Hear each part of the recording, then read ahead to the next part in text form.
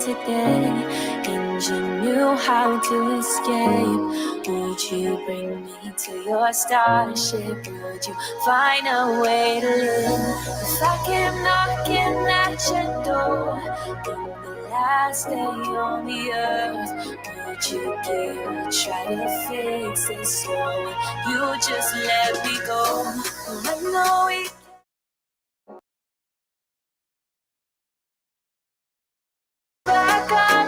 Side by side, we shine like diamond. If stars and moons collide, love will save our lives.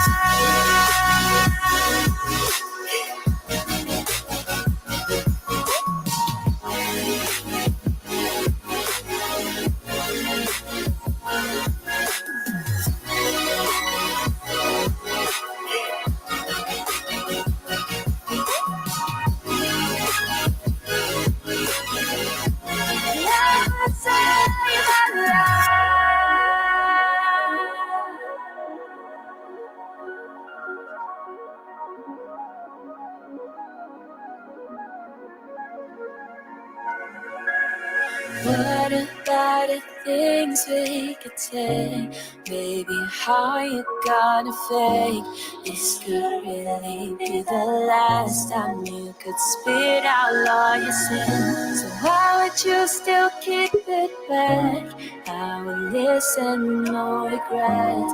In this moment of forgiveness, we'll just hear and understand.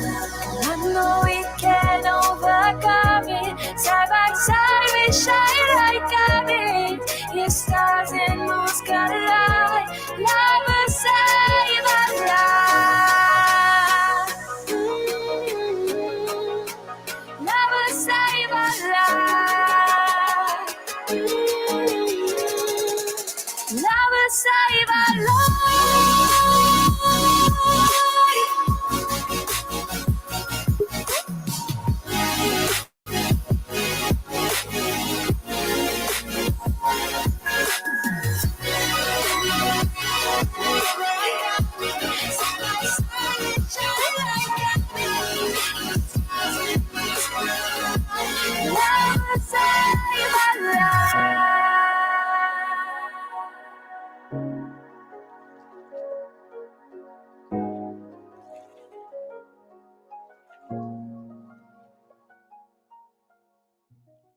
Let's get this done.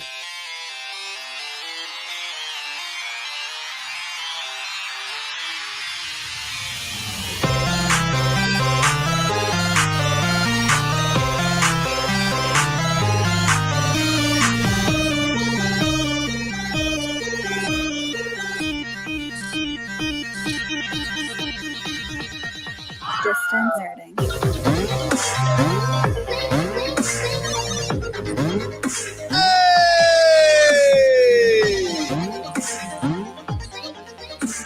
Oh, is that not that kind of party? Oh, is it that kind of party? What up, what up, what up? What's up, players? I cannot hear James. I cannot see James. Cannot hear us. But we can see him. I can't see him. You can't. Wait a minute. Wait a minute. I have something for this.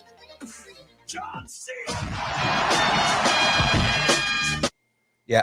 He's gone, ladies and gentlemen. But either way, you are now watching Distance Nerding. He's young Phil. And he is the Raider Ray. And somewhere is Chavez 5000. Lost in the mix-up. We are having technical difficulties with Jamez 5000, but we are here to nerd together. I got you. You son of a I got you. I got you. I'm leaving. I'm taking my ball. I'm going home. Yeah, he's like, I tried to mess that up and it didn't get messed up, and now there it is. Ladies and gentlemen, we're talking anything pop culture, movies, music, food, wrestling, whatever you're nerding out on, we want to talk about it. Now, guys, you got to follow us on Instagram, Facebook, Twitter, Twitch, YouTube, Linktree. Uh-oh, I think I heard the Jamez. The Jameson? Is he here? You can hear me, and I can hear you. I can hear you now. Yay! Look at that. There it is. He is So no happy. longer lost in the void. He's still lost. Can't ask. I mean, he's lost in the sauce, but he's not lost in the void anymore.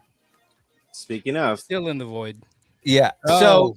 So you missed the whole thing. We've already done the intro on the socials without you. yeah, we And talked we about are the here sponsors. to nerd together. And there we go. Now, guys, of course, we also have an OnlyFans. It's just pictures of birds' feet.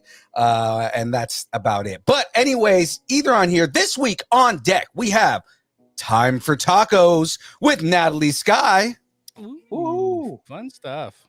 The Download, and we have Scott so many Loomis. movie news rumors and all that good stuff. Are there moving rumors? Movie rumors. So they're not Moving still. No. They're You're- moving no. rumors. They're moving, revolving rumors. Oh, because they're you got to stick and move. Yeah. Now, going into the next part. But first, let me get a shout out. Guys, we got to shout out Poddex. Why? Hold on. For good Put that reason. up right next to James's face. You guys can see it right there. Poddex. This whole stream is powered by Poddex. Poddex are a unique interview question and episode starting prompts in the palm of your hand. So whether you are a new podcaster or an existing broadcaster looking to grow your audience or get more engagement, you're going to want to check out Poddex. Now, guys, you're going to want to go to poddex.com and use the code nerding10 to get 10% off of anything on Poddex. In fact, Time for Tacos that we're going to be doing here in a moment is the whole thing is powered by Poddex. The majority of the way we write is based on Poddex. So guys, check out Poddex. Even if you're not a podcaster or a broadcaster, it's a good icebreaker, party starter. It makes you the life of the party. You could be just like James. Yeah, life of the party. Hey, look at me. There you go. And then we're just Lucky. leaving Ray out of that. Ray's just like, I'm lucky to be here. No, I'm looking at him. I'm following instructions as I should. There you go. Amy, what's up, Amy? Amy's in the chat saying hi. Hello, Amy. What's up, Amy? What's up, Cam? What's up, Amy's Cam here, Smith? Cam's here. Greg's like- here. Greg's in the building. This is like All right. it's like Hello Mr. there. Rogers. We're like, and I see Cam, and I see Amy. That's romper room, sir. That's what I said. Sir Rogers. All right. Anyway, let's move on. Anyways, now, guys, if the stream is powered by Poddex, then you may wonder, what is Young Phil powered by? How I does he was get wondering all that. this energy, right? Where does he get all this energy from? Guys, I am powered by Dubby. Dubby is an emerging brand of energy drinks created to help focus, concentration, reaction time with no jitters or crash. Dubby contains no maltodextrins, no sugars, no fillers, no artificial colors or dyes. Guys, if you want to find out more about Dubby, go to www.dubby.gg and put in the code Nerding10, like Nerdington, but Nerding10 to get 10% off of your order. 4 delicious flavors. Dub Sludge, which is a Granny Smith apple, and I'm pretty sure it's cherry. It's secret sauce, so we'll go with that. Galaxy Grenade, which is a watermelon, guava, and lime. I have described it in the past as Skittles having sex in my mouth, and that is the only way you can really describe that. The other 2 flavors I don't have on my person because they're still in my box in the garage, but and they happen to be my favorite flavors. But the Dragonade, which is a dragon fruit strawberry pink lemonade, and the newest one, Beach and Peach, which is a mango and white peach cooler, and it is delicious. I'm definitely gonna need to try that. Yeah, for sure. Now, because of health reasons and everything, right now I'm not drinking the W, and I'm drinking a green smoothie. So there's that. That's adorable. But it is delicious. So, all that being said, how much is Dubby? Dubby on average, each tub usually costs about $39.99. I want to say they're actually $35.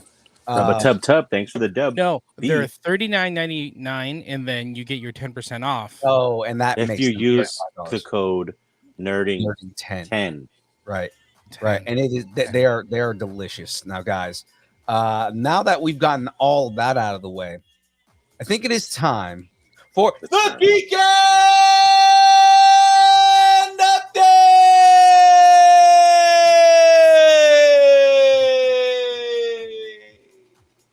We just got back from Powerhouse Comic-Con in Pleasanton, California. Oh my gosh, so much fun. Oh, we had a hanging blast. out with so many cool people, so many cool nerds out there in Pleasanton and the Bay Area here in California. It was awesome. So shout out to Colossus Girl Entertainment for putting on an amazing show. It was really cool. Young Phil, I was you have bummed fun? I couldn't go. I had a great time, man. Unipool made an appearance. Unipool tried to Did steal she? the show again. Yeah, Unipool got his butt kicked by Colossus Girl and Gemstar. I saw that was quite the headlock you were put in. Yeah, Gemstar beats me up on a regular basis, so it kind of just happens. Anytime it's like you're a nemesis, like an arch enemy. As a superhero should. Mm-hmm. I mean, why wouldn't you want to beat up a weird Deadpool running around the show, right? I asked that myself that many. We met a ton of cool people and interviewed some amazing talent. So Michael Svabek from II Arcade was awesome. We got to learn more about the II Arcade gaming console. That was cool. Lord Bloodraw was my first time meeting him, but he was so cool to talk to. He's super awesome. This guy does like a horror show. I don't want to hang out with this guy, but like he was the nicest guy to like talk to. Like it was so cool, so cool. And we had an incredible interview with Jessie Flower from Avatar: The Last Airbender. She was like super goofy, super nice. It was awesome. Yeah. Awesome. Big shout outs to all the people we got to hang out with, like Fairy Tale Bracelets, Cobra Dad, Darren Chibi, my boy Darren Chibi, Luis Rivera, Gyron and Co., Monkey Boy Productions, Harigo Toys, and Reb Brown. If you guys are unfamiliar with the original Captain America, he was there, and he's a pretty awesome dude too. Yeah, and I hear that was his last California con. Yeah, he was saying that's going to be his last show in California. Like he's retiring from the con scene. Mm-hmm. So it's kind of cool to hanging out with the OG Captain America. Where does he live? I don't know where he lives actually. Okay. I heard Parts he unknown. West somewhere.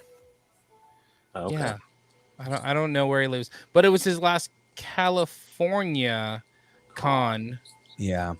So and if you want to go check out some other cons, we'll be at Silver Age Comic-Con in Nevada next month, everybody. June 11th. SilverAgeComicCon.com for your tickets. Tons of amazing artists and vendors. Like a lot of similar ones that were at Powerhouse are going to be at Silver Age. I talked to a few of the artists, and they're like kind of doing like a little tour of the area. So it's kind of cool that we're going to see some more friends over there in Reno. Yeah. Right. Super fun. We're going to be interviewing the original voice of Goku from Dragon Ball Z. We've got actors from The Mandalorian, from Charlie Brown, Land Before Time. It's going to be a great time, guys. So you're going to want to, if you can make it out to Reno, you're going to want to go check that show out.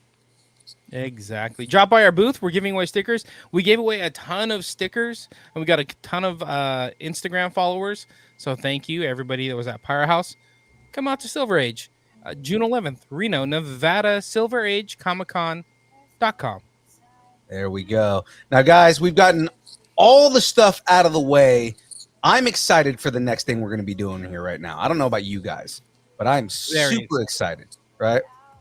So super stoked. So without further, is it further ado, further to do? I don't know what the phrase is. I think it's without further hairdo. Further hairdo. There we go. A doo-doo. A doo-doo. All right, guys. From the MMA world to Sons of Anarchy, this guest has some pretty badass accolades. On top of just overall being awesome, please put your flippers, boxing gloves, and biker gloves together for Natalie Skyy. Wait a minute. Right there. How's it going, Natalie? There we go. Welcome. Thank you. Happy to be here. And bust that right there. You good now? You settled? I'm good. You're like when my wife wants to rearrange furniture in like the living room. It's just like nonstop. Move it here, move it there, move it there. You know what? It's because nobody wants to see my ugly mug. They want to see her. So we're gonna put her. Hey, okay. Everybody wants to see all your beautiful faces. Oh, you just.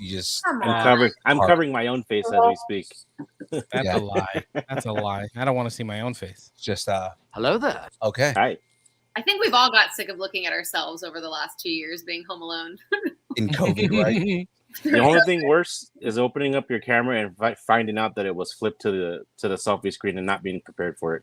Right? Yes, I agree with that. I'm trying not to laugh because it's bringing out that COVID cough. So strap in, pal. There it is. I hate Easy. You. Gotta let it out. Ray, I hate you. I love you. Inhaler. I know, right? So before we get into the story, we got to learn a little bit about you, right? Sure. What's something that people are nerding out on or obsessed with that you just don't get the point of? Oh my God. I feel like so many things. I feel like I'm just so out of the loop. Not that I don't get the point of it. I'm just not that hip. I like stay in my bubble and don't get outside of it very often. So I just don't think I'm aware of it. I love when people nerd out over stuff. I think that's amazing. I nerd out over my own things. It's just maybe different. I nerd out over cooking and like healthy foods and crystals. Yeah, and I mean, like to bring it out there, like our definition of nerding is not necessarily like, oh, comic books and pop culture and things like that. It's you can nerd out on anything, whatever it is that you have an obsession with, whatever you're passionate about. Exactly. All right. Yeah. So I nerd out over cooking. Mm-hmm. Like I said, crystals. I have those all over my house. I should bring one over here for our dance later. Yeah. Dancing with crystals. That'll be great. Yeah. I'm a big fan of eating cooking. Psychedelics, plant medicine. I love learning about all that. I definitely nerd out in that department. Did you say you eat crystal? Ray? No, Ray. No. I mean, there was one time it was against my will, but no. I said I'm a big fan of eating cooking. Oh, okay. I thought you said you were a fan of eating crystal. I'm like, what? What the hell are you talking about? That's the after show. God, yeah, no, that's not on the live show. Okay. Yeah, that's after 10. Yeah. Exactly. That's the only time that you can consume crystals, right? Just what am I, a gremlin? Is it midnight? We'll talk about that later. Anywho, back to Natalie. You know, we have a segment on our show called Growing Up Geeky. Mm-hmm. What is something that you used to geek out on when you were a kid?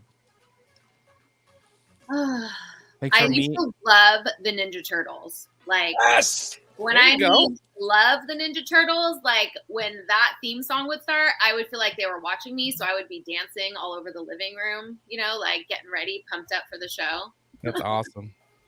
I actually That's saw awesome. they had a Care live Bears. performance in LA where they did like a live action Teenage Mutant Ninja Turtles, and got to go see that. Oh, how fun! Go It was Ninja, pretty cool. go Ninja, go. Yeah. Yep, and Care Bears. Care Bears were a big thing growing up. God, Care Bears Aw. are awesome. Well, who's your favorite Care Bear? I don't know if I had a favorite. I just loved the whole show, and like even up through high school, like my friend and I were obsessed. We had like Care Bear toothbrushes and Care Bear pajamas and Care Bear blankets. Oh, I love it. I love it. Yeah, Like that's going back to like old school original My Little Pony and original Trolls and stuff like that. Like now you have like the new versions of it, but like I remember like late 80s, early 90s. It was like those were the things that we were into. yep. And Fraggle Rock, that was one of my favorites. The Muppets. Yes. That was awesome. I used to love Fraggle Rock. What Were was you their excited that Apple TV brought it back? I was just gonna say that. Mhm. Yes, I'm so excited. Yeah. That was one of the things I was happy about when we got HBO Max. I was like, I can watch Fraggle Rock again. I never picked up on the fact that it was like on a expensive cable channel when I was little. I just when it was on, I'd watch it. Yeah, Mhm. right. When times were simpler. Yeah, for sure. Right. And you had a dial on your TV. Wait, When you had a TV on top of your TV. you had a TV on top of your TV. Yes. Was it A or B? Who got up to switch the button to go back and forth on the cable? I was the only child, so it was definitely me. Yeah. You guys remember when you had to actually watch the TV guide to see what was on to figure out like oh, I'm gonna watch something on HBO. Let me go like sit here and watch this thing flip over 1,000 times so I can figure out what's on HBO. Or when it That's used funny. to come in the magazine, right? When you used to have it in the back of the TV guide or And my mom would never pay for us to buy it, so my TV guide viewing was always in line while we were paying for groceries, and I had to figure out what I was going to watch in the upcoming week real quick. yeah. She's like, Mijo, memorize it. Memorize it. Just figure it out because we got to go. Brain Fast forward. Get the No Tuesday. tenemos Get the tiempo, Tuesday. okay? Apurate, and like okay.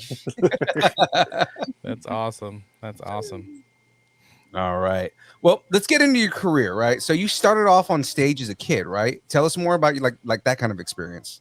I did. So I started when I was like 3 or 4 years old doing dance. So I was doing ballet and tap dance and jazz. And I did dance pretty much all the way until I was in high school. And then I was a cheerleader. And during junior high, I started doing plays through this program that was at this outdoor venue near where I grew up. It was freaking gorgeous, Villa Montalvo in Saratoga.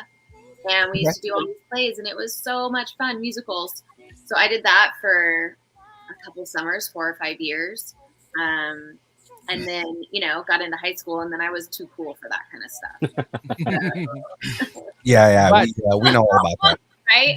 But not too cool for a Care Bears toothbrush when you're in high Right. school. Right? That's Exactly. that's the stuff you hide from your friends in high school. Yeah. Like that's You that get was to like, choose who sees that. yeah, that was like when I was in high school, I played football so that I could hide that I read comic books. You know what I mean? Like that kind of It's stuff. the balance. Mhm.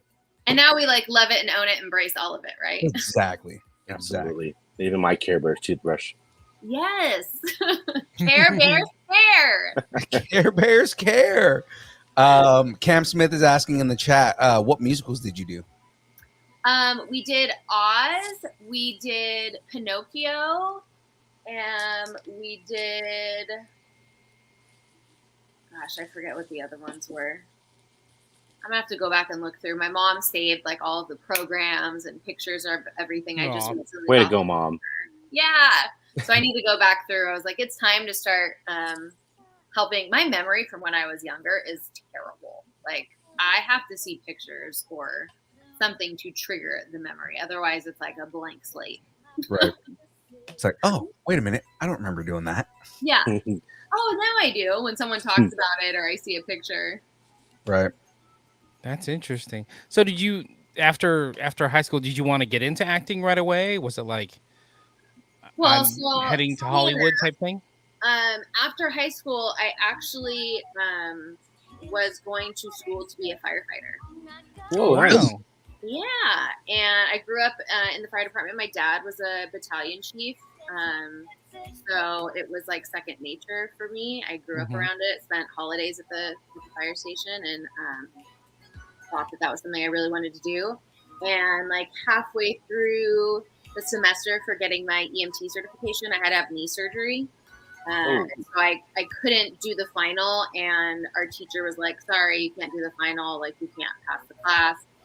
And Oh, man. I was angry and frustrated and was like, fine, I'm not going to do this anymore. And life took me in a totally different direction. I started backup dancing for a independent record label that was based in San Jose, and they sponsored boxing, professional boxing fights at the San Jose Arena, and so that's what started my like career as a ring girl. Was working. Cool. Gotcha. That was actually going to be my next question. Was that in 2008 you became a Strike Force ring girl, right? So, was there an audition process for that, or did they approach you to do that? They did approach me. So, which was they just wanted a blonde, and they had seen me at the San Jose Arena for the boxing fights, and they were like, "We need a blonde ring girl. That one. Can you come? Can you come work with us?" She's fit. She's blonde. Get her. Yeah, I'll do it. Sign me up. It was awesome. I was a huge MMA fan at the time, so that was a really cool crossover for me.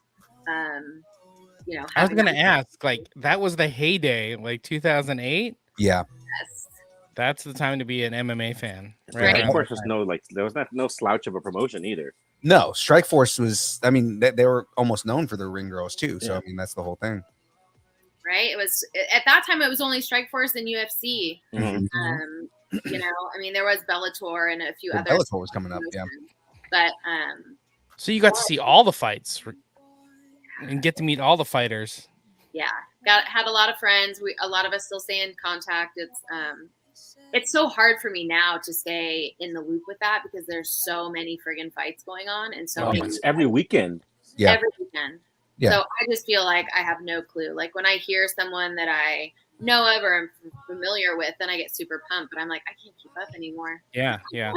When you were working a fight, were you able to actually get into like viewing and watching and getting into, or were you so focused on what you had to do when you were up and taking care of what you're supposed to be doing, or were you actually able to like be a part of what was going on? Oh, we got to watch it. I mean, you're cage side, so you have like the best seat in the house. Sweet. You can even feel like I remember nights that like you would get sweat or blood on you from the cage. So it was basically like being in the front row at SeaWorld. At SeaWorld. I was gonna say the water world attraction. Oh, for sure. You're in the splash zone. You're in the splash zone. Yeah, pretty much. But I loved it. I mean, you're only up there for not even, you do your little lap. It's like 15 seconds. So it's easy peasy. I feel like I was good at multitasking. I could walk and hold the sign at the same time. So it's a big accomplishment for me. Yeah, That's more than I can do. I'm sure that's difficult. Yeah. If I really wanted to make it difficult, I would chew gum too. Hey now. Look out. Yeah. See, I couldn't do that because I would be holding the sign and then I would trip over myself and, And swallow the gum. Exactly. Right? Yeah. Well, it was interesting because at that time we weren't wearing like tennis shoes yet. We were still wearing like the clear stripper heels. So that was like kind of touch and go because the cage, the floor is like, gives a bit. So Oh boy. if you don't have good balance, it could have not ended well. And you got to go up and down the stairs, and there's no handrail. Up and down the stairs, and then like with the boxing stuff, same. Because they didn't have anything outside the cage. You were like going into the cage and walking on the inside. Sheesh. Oh, Yeah. I can't even walk on uneven ground. There's no way that I would have gotten I know, by right? that. Yeah. I know how fun those cages are because I used to fight. So I mean, Like And every the whole- time getting back to your seat, you're just like, thank God I didn't eat shit. and the whole time you're like, I got to be cute. I gotta look good, right? Smile, just smile and nod. That's fine. Make sure the card's out upside down. smile and nod, boys. Just smile and nod. Do you have any good? Do you have any good stories from being a ring girl? Like any favorite fighters that you saw or favorite fights? Well, memorable. One of my very first UFC fight that I ever got to go to was UFC 91. So that was when Randy Couture fought Brock Lesnar, and like that Oh wow. was forever. Yeah.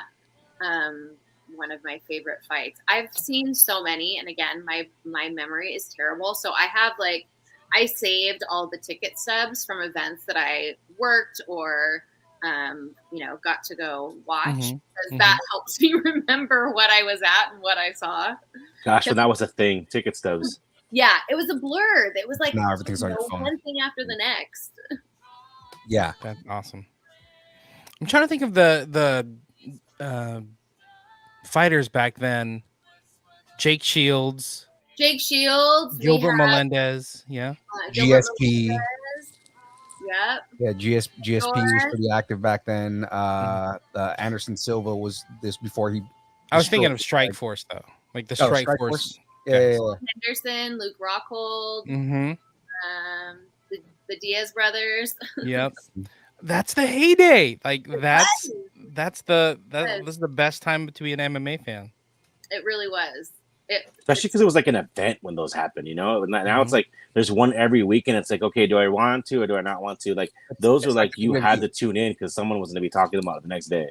Yeah, it's like the WWE. It's you have a lot of saturation where there's like a fight all the time now. Mm-hmm. Yeah, which I'm stoked for it. I'm glad that it's getting its moment in time. I would just love to see the fighters, getting appreciated more for their work, because I don't feel like their pay is adequate for the amount of work that goes into it. Yeah, oh no, definitely. I mean, and there's still fights going on between current management in those promotions and the fighters, because it's like they definitely don't. They make a lot, but they definitely don't make as much as they should be. Yeah, literal blood and sweat. Yeah, yes. Yeah, like you're literally putting your mind on the line, because the amount of concussions you get in fighting in general, it's like in football, like you have all these concussions happening in these not mental illnesses, but I mean, like I think there's definite side effects though. Yeah, for sure. like there's a lot going on, like you're rattling your brain. Absolutely. Mm-hmm. So how did you go from being a ring girl at the heyday of MMA to Sons of Anarchy? Did you decide like, I got an acting bug, I'm gonna go after it, or? Well, I kind of still always had the acting bug. So while I was doing the ring girl stuff, I was also acting and modeling, and also doing like sports broadcasting stuff. So I was working with UFC gyms, like going to each of their like openings. Mm-hmm. That's right, because you started at the Concord one, right? Mm-hmm. Mm-hmm. And so just hanging out with the guys, interviewing, giving tours of the gyms, and we would host fight nights there as well. And then I was auditioning for stuff in LA, but I was still living in the Bay Area. I would just commute back and forth. So I would drive down to LA, have an audition, turn around, go back. Like I remember making my brother come with me just so I wasn't by myself, because I was like driving 5 hours in the middle of the night and then having an hour. And it was Were you still in like Saratoga, San Jose area, or? Yeah, from Campbell, and then I'd go all the way back to Los Angeles, and was doing that for quite a few years. And then I actually, it was right after Zufa had purchased Strike Force. I was like, okay, I knew Fox was going to be getting involved, so I was like, I want to go and try to do more sports broadcasting. Mm-hmm. So I decided that I was going to move to Los Angeles, and I was still auditioning for stuff. I was doing more background work, day player stuff, and was with one of my friends, and we were like making a list of all the things I was going to do when I moved to LA, and I just went through this like horrible breakup, and that guy was thought he was all cool with motorcycle gangs, and was like, oh yeah, I'm going to be on Sons of Anarchy. So us joking in the car, like I was like, oh, I'm going to be on Sons on the list of like things I'm going to do, and literally a month later, I got the call. Wrote it into existence. Yeah, it was crazy. So that is awesome. Did you go through a normal audition process for that, or did you have an agent that hooked you up with that audition, or was that something So where I had an agent that got me the audition, and originally it was like they were looking for 2 girls that looked similar because the first scene that we started was going to be an implied foursome with Jimmy Smits and Katie Seagal's characters, so Nero and Gemma.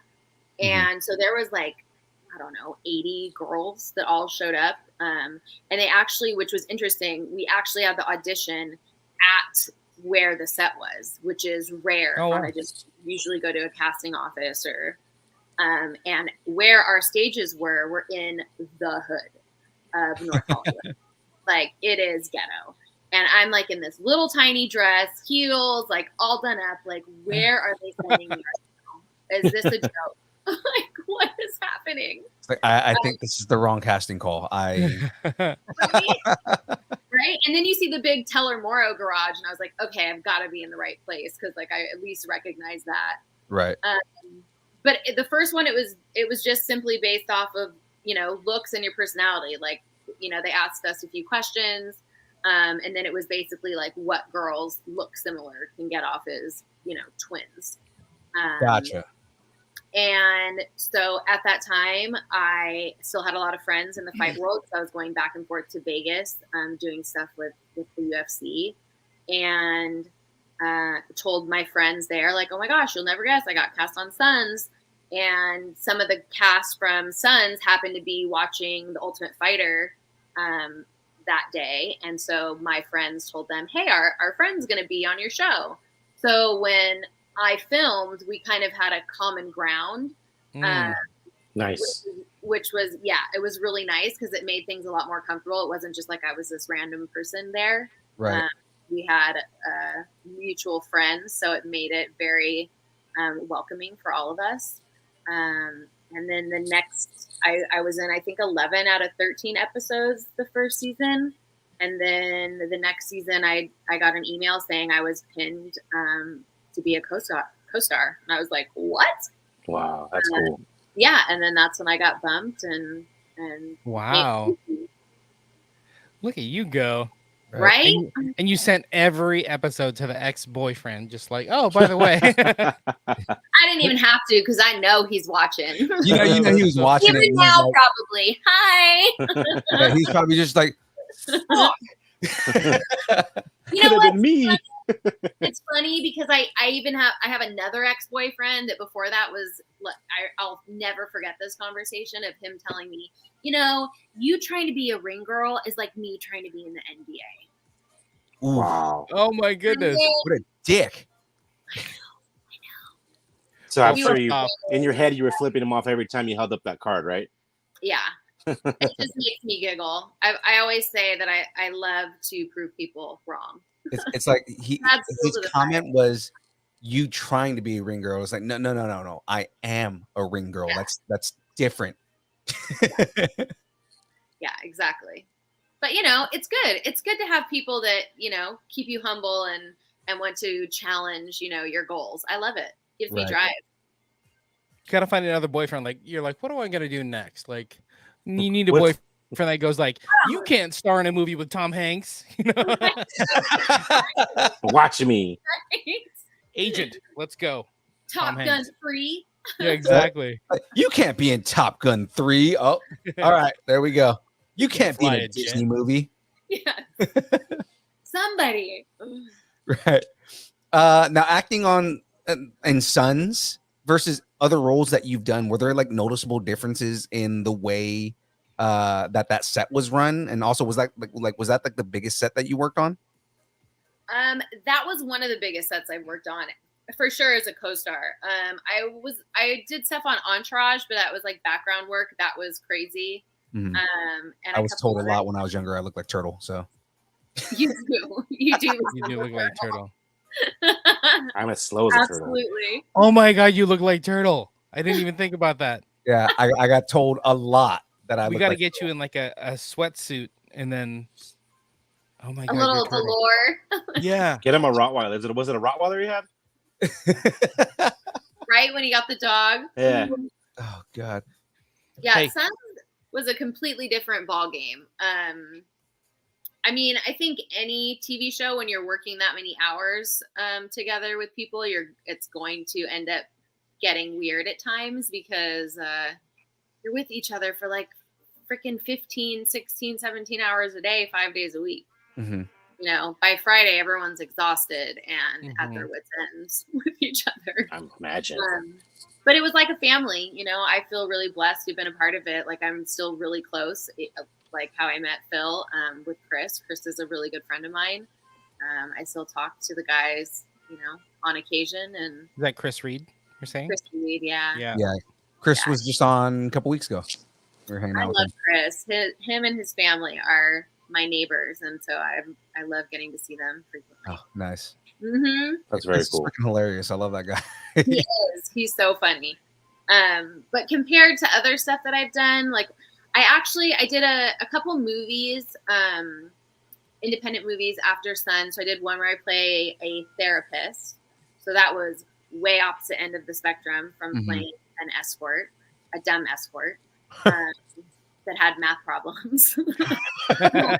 Hey, she worked the front desk. It was okay. You know, she did a great job. She tried hard. She did. So that was interesting. And then the hardest thing was like being typecast. So I found that like the only things I was being sent auditions for or being accepted to audition for were the stripper, the escort, the hooker, the street girl, you know, and I was like, I don't want to do The this. therapist, you know, like what? The therapist, the crazy lady. Yeah. So I kind of just like pumped the brakes on everything and stepped away for a little while. But I have some stuff in the works coming out. I can talk more about it soon. Cool. Very cool. Yeah. Can you give us a hint? Is it a TV show? Is it a movie? Is it Without breaking your NDA? There's Yeah. two things. One is a TV show that may happen, and the other is a movie. So awesome? That's the extent of what I can say now. Very cool. Yeah, And We're okay with that. I'll definitely share with you guys. assumption is it's neither a stripper nor a therapist or Thank God it's not. And did a boyfriend say you can't do a TV show and a movie after Sun? and not talk No. about it? No, now I don't even have a boyfriend. Now I don't even deal with that. Good for you. Right? Rocking and rolling. I love Yeah. it. My piece is too important. Like, you have to add to my life, not take from it. So I'm very Preach. content with That where that is a beautiful 100% philosophy right there. yeah, I That's mean, maturity. life's too short. Life's too So short. Speaking of that, what's making you happy these days? What are you doing? You mentioned cooking. Cooking. I love to cook. Mhm. Well, thankfully, I just in April was able to start hosting my sound meditations that I started doing in. Oh yes, I did hear something about that. Mhm. Yeah. So COVID, had a break, and then we started that back up last month. My favorite thing to cook. Oh man, so many things. I'm Italian. Sadly, I have celiac disease, so I can't have Oh, it's the curse. Like no, that's like pasta and bread all day right there. And Exactly. if you're Italian, that's sacrilegious. It is. So it's made holidays the last few years really interesting. But it's created an opportunity for me to explore I was gonna say that for sure. options of what I can eat that still tastes like things that are glutinous. Mm-hmm. You have any suggestions on stuff that you've come across in your trial and error as to what you've used to replace certain things that you can't have because of the gluten?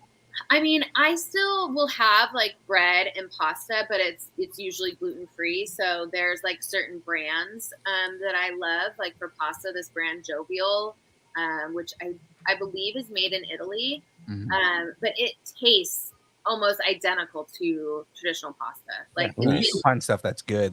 Gluten. The only thing with gluten-free bread that I've seen, because my fiance's like I would consider her best friend is also has celiac. So like I've tried a lot of like gluten-free stuff because it's like, oh yeah, we have to get this. Funny enough, her name is Natalie too. So it's like, yeah, she's like, oh yeah, we have to get this for Natalie, and I'll try it and be like, yeah. Sometimes it's like stone dry, or sometimes it is chewy. Yes. Like gluten-free bread is really chewy. And that's because the gluten doesn't, we don't have gluten that holds like the bread together. So they add a lot of fillers. So like they'll put this xanthan gum in it that just makes things like gummy and gross. That keeps it together, right? Yeah. Like they use use it as a binder. for that texture. But thankfully, being in California, I feel like we are blessed here because there are so many options. Like from, my brother's up in Sacramento all the way down here to LA and San Diego. Yeah, we're up here in Sacramento. There's a lot of like, are we vegan? Yes, we are. A lot of vegan Not you, right? bakeries. That have a ton of gluten-free. Ray's in Lancaster. Yeah, I work in Burbank. I live in Lancaster. Oh, do you really? Yeah, I work at the airport. My mom was born at in Lake Isabella. We have family. Oh, okay. Yeah, that's not that Yeah. Yeah, me and James live in Sacramento. Me and James live in Sacramento, and I'm from San Francisco originally. Oh, nice. I know. I love it. I was just joking with one of my friends the other day, like, because I go visit my brother. I'm up in the Bay Area frequently. That like the amount of time that I'm in my car, like if we were, on the East Coast, we would have gone through 10 states. It's all California here. Has he or taken a quarter you of Texas to Pushkin's yet? Pushkin's Bakery? Yes, I love Pushkin's. Very good. I'm going up there in 2 weekends, and I told him, I was like, I'm craving Pushkin's. Can we go there? Have you been to? There's a restaurant called Orphan. Try that.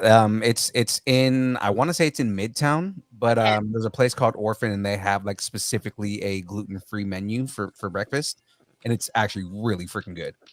Amazing. So check that out. Okay, I will for sure. I'm always open to suggestions. I try not to like focus on it and make a deal about it because I feel like what we focus on will create more of. So I try to just, I can buy things if we go out. It's just making an adjustment. Thankfully, mine's not to the extent where some people will have like horrible reactions. Like, I'll be uncomfortable, but it's not like I'm going to be in an emergency room or, if I smell it, I'll freak out or have some type of breakout. Right. Some people do. And I'm like, that would be awful. Like, I know people who can't even walk down bread aisles in grocery stores. Wow. Wow. That's crazy. Don't throw bread at me. That's throw bread at me. Don't do it. So how does this alter your comic book character somewhere in there with the kryptonite, bread kryptonite? Yeah, it's bread. That comic book character is definitely going to be Italian. Or at least the villain will be Italian and be like, just hit him. It'll be like Mario and Luigi. Hey. It's me, Mario. The Rogues Gallery would definitely have a French dude throwing baguettes for sure. Yeah. It's Bon Voyage all over again. Nice. Monsieur Incroyable. Got gnocchis and a gun. I think we're on to something. That's good. Are we taking notes here? What's going on? We need to tell Andrew. Right? We might be onto something. So how does this change like your cooking? Like, do you like cooking for others? I do. Well, I do. I love cooking for others. They have to eat what I eat. Like if I'm cooking. I was going to ask that question. But it's really important to me. I usually, will have fun with it where I'm like, okay, can you tell there's a difference? Like I won't tell them exactly like what it is that I switch, which obviously they're going to know if it's the pasta or bread. But I'm so particular that, I'm kind of a food snob. Like I'm not just going to eat like crappy frozen gluten-free bread or, I want something that I'm going to enjoy. Right. And it's also like made well. It's not just with a bunch of crap.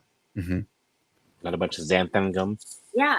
So I like blowing people's minds. I like creating things where they're like, I can't believe that this, doesn't have, that it's gluten free or that this bread, doesn't have gluten in it. So it's a different thing, but I've experienced that eating vegan. I'm not a vegan nor a vegetarian, but I've eaten at a vegan place before, and I knew it was a vegan place, and I think it was their chicken sandwich, and it tasted amazing. Tasted like chicken. We were eating, and a buddy of mine next to him, I looked at him. I said, "Man, you would never know that this is not meat. That this is vegan."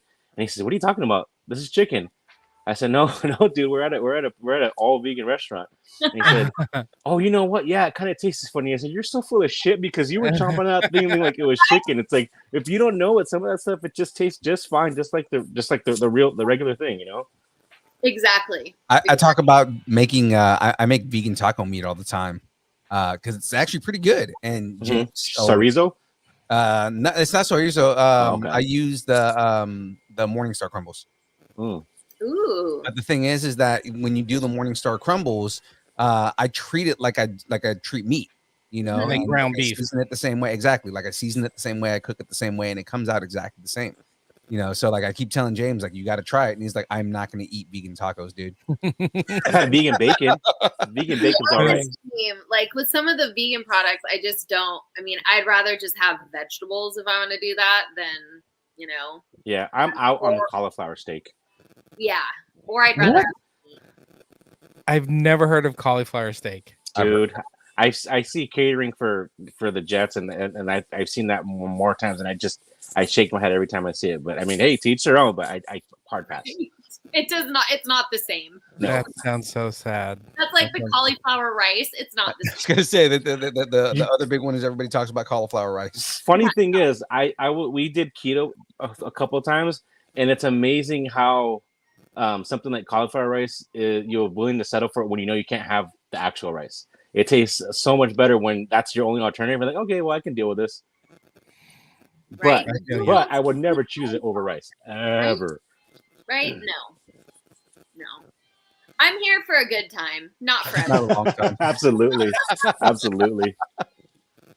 You know, I love buffalo cauliflower. Don't get me wrong. That's like one of my favorite things ever to eat and make.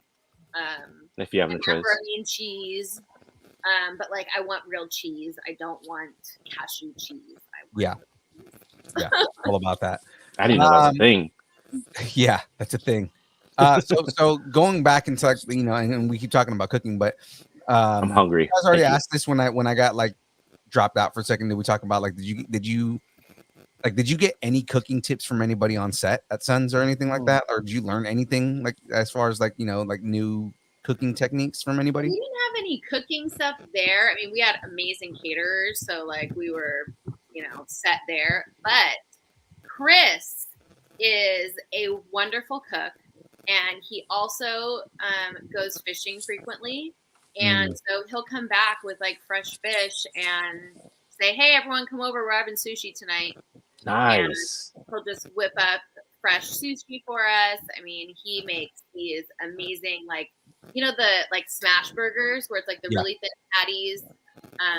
He makes those. Like, Chris is wonderful, and he is so sweet and thoughtful that like anytime he has me over, he makes sure that whatever he's making is gluten free.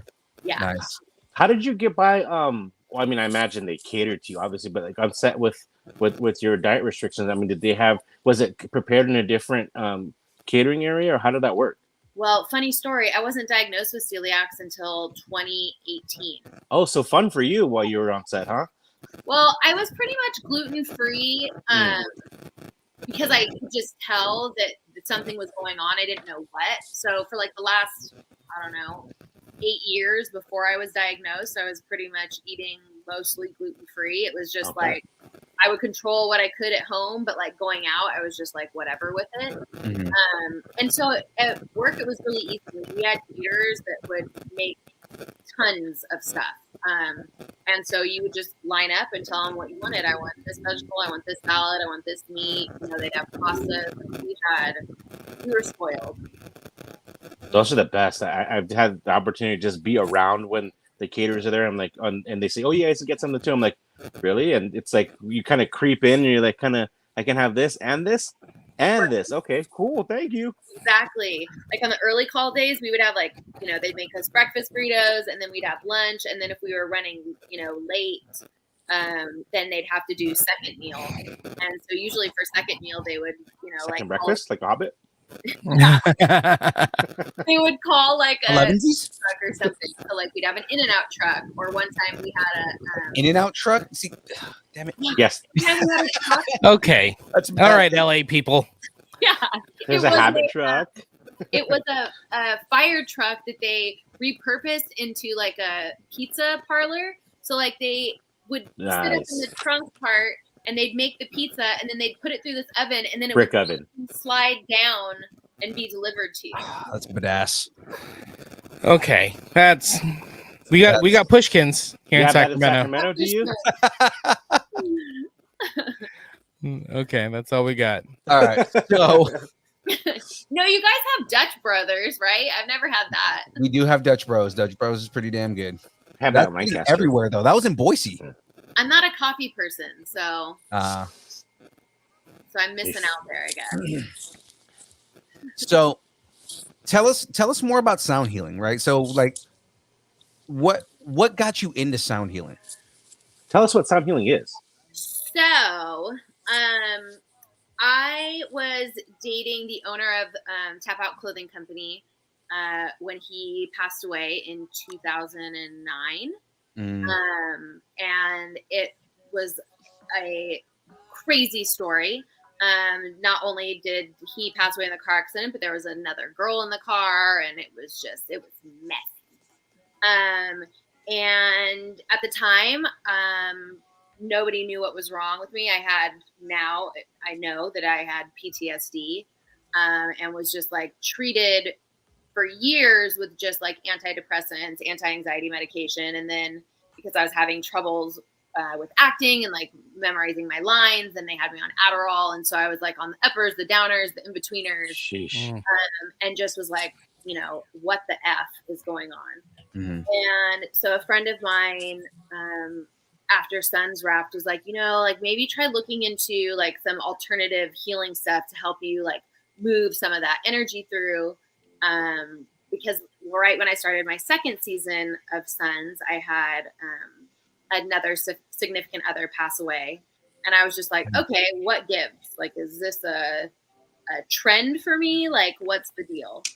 And so I started looking up energy healing in LA and found sound healing, or they call them sound baths. And it was like $30 to go for an hour. I had no clue what I was walking into. But I was like, I can afford that. I can afford $30. I can go try something for an hour. And if I don't like it, like I'd never have to go again. And so I went, and it was the most bizarre experience because I went to this yoga studio in West LA that's like a Sikh temple. They practice Kundalini yoga. So like everyone was in, white, which, there's nothing wrong with that. But I showed up in like sweatpants and a sweatshirt feeling like the odd guy out, like, am I in the right place? Whoops. Yeah, exactly. And had a really neat experience though. Like I didn't know at the time, like what it did, but I knew that it changed something for me. It was kind of, like I explained it, it was like the key going into the lock of like my soul and my body being like, we can do this. Like you don't need this other shit that's like masking everything. Like your body knows how to heal. And so I like cried like all day the next day. And it was like, So it had to be so emotional to get that, having that. It stirred everything up. Like it literally just stirred things from the depths of my core. Wow. Can you explain it real quick? Because I think I've seen it, right? Where it's the like a bowl type thing. Yeah, so it's a lot of bowls. They're quartz crystal bowls. I have them packed up right now, otherwise I'd play them for you. And also like a huge gong, and like different instruments, percussion instruments, drums, rain sticks, chimes. So it's really about getting in tune with your body and like bringing yourself back into the moment and focusing on your breath, because I don't know about you guys, but like there's constantly thoughts up here. The hamster is always going. Especially when you have ADD. Right? Same. I feel that. And this just kind of like let my brain relax. And I was like, I don't know what this is. I don't even know how to explain what it's doing, but it's doing More, something. please. And so I kept going, and like week after week, things kept getting better for me. I mean, it wasn't like an overnight fix, like, oh my God, I'm healed. But it was like something's changing, something's getting better. And make you want to keep going back, right? Yeah. Exactly.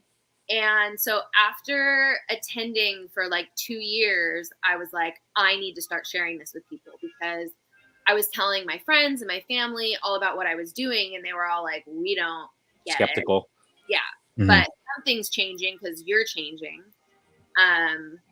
And so then that's when I went and got certified and started facilitating sessions and sharing them throughout California. And it's been such a gift, because, you know, I feel like I have, you know, some voice, a platform, and from Sons of Anarchy and my mixed martial arts world, it kind of, COVID brought everything together. So people who were unfamiliar with sound healing or didn't know about the MMA world or Sons got kind of all brought together because I was doing sessions virtually.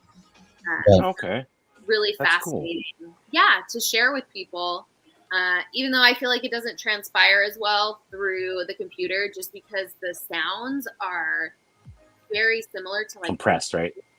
Yeah, and it just sounds like static almost. Yeah. You know? Well, I mean, because it has to do with vibrations more than anything, right? So Yes. every part of your body works on a different wavelength, and with Mhm. sound healing, the idea is to play frequencies that literally like heal.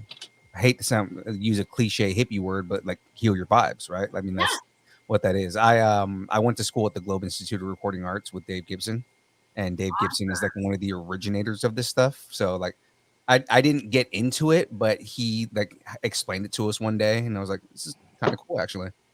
It is. It's really fascinating, and like I am still, you know, learning so much about it all the time. Like my practice has been based on what it's done for me. You know, like I don't promise anybody anything. I mean, I know for sure like healing's not linear, so I feel if we're alive, like we constantly have growth and learning to do. That's why we're all here. And I think it's more enjoyable when we get to do it together and like share with people what we're going through rather than like not talk about it. Right, of course. You know, 13 years ago, though, talking about grief was like not as welcomed as it is now. Right. You know? So that's been a beautiful thing, because, you know, grief is a journey that I feel we are all going to experience one way or another in our life, whether it's, you know, the physical loss of a person, or it's a breaking up in a relationship, or your pet, you know, or something. Yeah. Exactly. And so it's like, if we can talk about it and understand more about the body, right? Because we focus so much on our brain. And I feel like even with mental health, like, yes, it's mental health because our brain is having challenges. But if we looked further than that, it's really like trauma in our nervous system that is controlling what our brain is doing. So if we can just get out of our own way and like learn how to relax and just get back into safety in our body, you know, we're all going to get through it together. You are totally right. Like, I remember a friend of mine, must have been 10, 15 years ago. He started doing yoga with his girlfriend at the time. I'm like, oh, you're going all hippy dippy, because we're from Santa Rosa and there's a lot of ex-hippies up there. I'm like, oh, you're getting all hippy dippy. But then, you know, as I started to learn more about it, I'm like, oh, that helps out in so many different ways, you know, like, you know, and even being a vegetarian or something like that, or going gluten-free. I'm like, at first it sounds like it's, you know, mumbo jumbo or something like that. But the more you learn about it, you're like, oh, that actually does make sense. There's like actual science behind the stuff. Like Yeah. a lot of times, like the stuff that we tend to like shirk off as, oh yeah, no, that's hippie stuff, or that's, you know, that's dumb for this reason, dumb for that, or all this other stuff. Like there's actual insecurities, science. Yeah, like it's always insecurities with that stuff. But I mean, like, you know, there's always science behind all that stuff. You know, like there's actual science that people actually study and, you know, learn about, like why a vegan diet is good for you in different ways and things like that, or why again, talking about sound healing and like learning about Mhm. like the different reverberations and different. I mean, like, same thing, like the whole aura thing. Like we Yeah. literally give off energy, and like you can look in a you can look at a human being in a spectrometer, and you can see a literal aura. You know, so I mean, like that's an actual thing. There's actually science behind it. As much as people are like, oh, it's spirituality. Well, there's science behind that too. Yeah, and also like the spectrum of what we as humans can hear and see Mhm. isn't everything. Right. You know, like even our vision, like what we're seeing, part of that is being recreated by our brain based on ultraviolet and stuff like that. you Yeah. know, And we're all wearing glasses. Yeah. All So we can totally see everything. Yeah. So we're gonna start getting into some wrap up questions here, so that way we can move on to the next segment here. But so your favorite taco? What is your favorite kind of taco? Oh my God. So there is this place by here that does like, it's simple. It's shredded beef with just iceberg lettuce and fresh cheddar cheese. Is it Tito's? Hard taco. No, I do love Tito's though. I do love Tito's though. Tito's is Oh, great. you LA people. Yeah. This So is a good. game. This is a game Ray plays every single time we have somebody from LA on. He's always like, I'm gonna guess your favorite taco spot. When I used to live closer to Tito's, it was always Tito's. Mm-hmm. But now Absolutely. I think it's Alfred's or Alfredo's in Burbank. Chris introduced me It's to in Burbank? tacos. Yeah. I'm gonna have to check it out because I work in Burbank. So Okay. I'll send it to you. I'll find out the name of it. okay, for sure. Yeah. And then I'll send it to Jamez and Phil. And I'm just taking a gonna bite say, when they can have none. I'm just gonna say, rude. you know, Natalie is originally from the San Jose area, so I mean, you know, It ain't. Mission. It ain't where you're San from. Jose It's where you're at, baby. I'm saying Mission San Jose is known for their burritos, and I'm from the Mission in San Francisco, which is also known for burritos. So just throwing that out there. I was a La Vic girl growing up. Oh yeah, no, and that was back when San Jose was the only one that had La Vic. Yeah. Is that the one with the colored salsa? Yes, The orange Okay. sauce. Okay. I've seen that on Instagram here and La there. Victoria is like that. That place is like world famous at this point. Mm-hmm. Like people drive from all over California to go to La Victoria, especially like if you're from the Bay Area. It's like a destination to go down there. It is. Mm-hmm. That's funny. Yeah, I love Mexican food though. When my mom was pregnant with me, all she could eat was rice and beans, and I'm like, I swear to God, that has stuck with me because I could eat tacos and rice and beans every day. One of us. She's one of us. One One of of us. us. One of us. One of us. Add some rice, and I'm there too. Hella Pinoy. All right. What's some advice you might have for anyone trying to get into the industry? In any industry, Mhm. I would say just believe in yourself. Like you've got to trust yourself. There's so many, outside things pouring in on us, like opinions from people who don't believe in you or who think you should be doing other things. Like just follow your heart. Like at the end of the day, we have that innate wisdom inside us. And the more we trust that, the better off we're going to be. Awesome. Do you And have? then, I was going to ask real quick. I just want to jump back to the sound healing. Yeah. So, do you sell the bowls? Do you have like a consultation? I don't know what it's called. Well, so right now I do community sessions. I do them in Okay. San Jose once a month and in Los Angeles once a month. And then I also do like corporate private sessions for, bridal showers, weddings, baby showers, birthday parties, you name it. Grief circles, like I've done all sorts of stuff. So like I have 2 sessions coming up this Sunday in San Jose, and then I'll be back and have one in LA.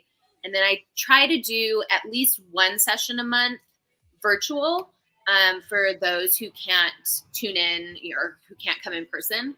So this Sunday's 7 p.m. session will be live stream, and I just do it through my Facebook. I mean, you guys are so fancy with this. You're going to have to teach me. Like, I do not understand technology, all the apps connecting. Like, I feel like I have no idea how to navigate that. So I'm like, maybe we'll do we'll do a little quick training session on The tutorial. Thank you. That would be great. I don't mind at all. We'll do a distance nerding podcast sound bath. There we go. Yes. You know I what? love it. It'd definitely be a distant sound healing. Yeah. Yeah. We'll schedule like a special, sound healing class with Natalie Skyy. There I you love go. it. There we go. So if we want to get a hold of you, like Facebook, or is there a name of the Facebook, business? Instagram, Twitter. It's all Natalie Skyy, Skyy, and then my business is Ananda Sound Healing, and Ananda. Ananda is Sanskrit for bliss. And to me, bliss is just being happy in your body. It doesn't necessarily mean being happy 24/7, because I don't think that's real. I think we're going to always have duality. That's this human experience. We're going to have the good and the bad. You got to have the light and the dark to appreciate both. So it's just being able to embrace that. AnandaSoundHealing.com. AnandaSoundHealing.com. Yes. ANONDA. Working on it. Hold on. I'm posting it in the chat just so everybody else can get to perfect. it. Just to Thank make sure. Okay, AN. Okay. God, you're good. Right? You keep him around for something. Good for the Googles. Good for the Googles. Right?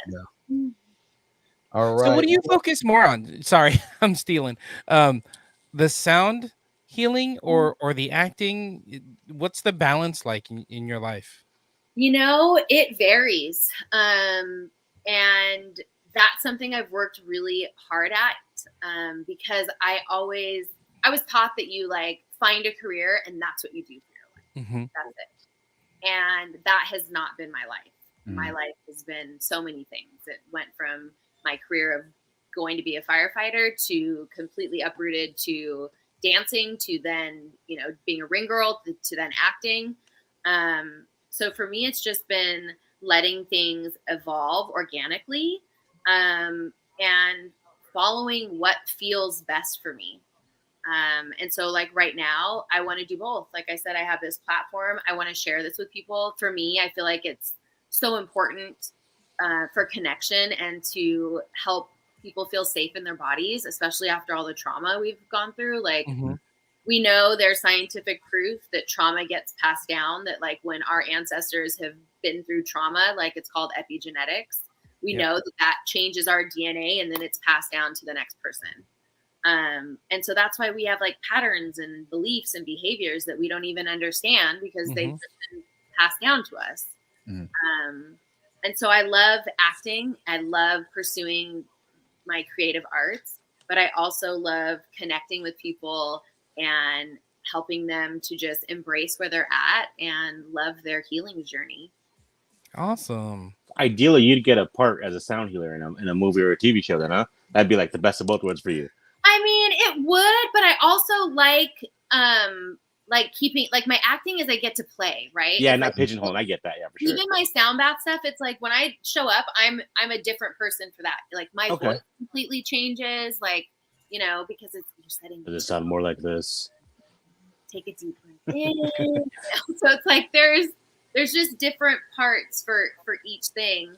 And I enjoy that. I love that. I think respect we're that. all multifaceted beings, and we should be able to explore all of those things. I bet you couldn't get an acting job as a sound healer in a movie with Tom Hanks. I bet you couldn't do it. Made by Disney. The only problem with this is that you have to be your boyfriend, dude. So I mean, Yeah, it doesn't count. You just jinxed her. Great. I'm just thanks. trying. I'll take it. Yeah, I'm trying, everybody. to be you have to be the dirtbag boyfriend that doesn't believe in her. That's what it is. God. So glad that I broke that pattern. Good. Took me long enough. Good for you. Absolutely. That's no small feat. I mean, honestly, for people to break the patterns that they know that they fall into, but still keep falling into it, that's no small feat at all. Yeah. Can I just share something real quick? Please. Yes, please. Back in the day, you were speaking of old school, UFC, Strike Force. I was dating a girl, and then she ended up. We're in Sacramento. Team Alpha Male is here. Oh, Your eye favor and all that. Yeah. We're dating. Everything's fine. Everything's great. And then one weekend, she's out with her friends, and then she's like, "I got to tell you something." I'm like, "What's up, babe?" She's like, "I met some fighters." I'm like, "Oh, we're done." I'm like, yeah, "We're done. Going for the bad boys." No. Going for the bad boys. So that was my little share with you and the bad boys. Aw, they're good. The young I girls love like the bad Uriah. boys. He's got 2 adorable kids now, and they're doing great things up there. Mhm. Yes, they And- are. And then my share is my only. It was enlightening you talking about the sound baths and the sound healing, because my only experience was watching The Cabin on Netflix with Bert Kreischer, and they had an episode where they did that, and they just terrorized that poor lady. I mean, it was so awful, but I was genuinely interested in what was going on, but I just couldn't get into it because they were relentless. I know, that was hysterical. Every time I think of The Cabin, it's the episode with Caitlyn Jenner. Oh, yeah. Axe throwing, The waxing. That's all I'm gonna say. The Oh, waxing. Yeah. There's so So many of them. He is off the wall. He's freaking he's hilarious. something else. So good. Oh, Where were man. you? Sorry, Phil. Yeah. Kind of. No, I was trying to move Tangents. on to the download. So you're gonna hang out with this for the news, right? Yeah, let's do it. All right. So let's go right here. And with all this being said and all the fun that we had, it is time for the download.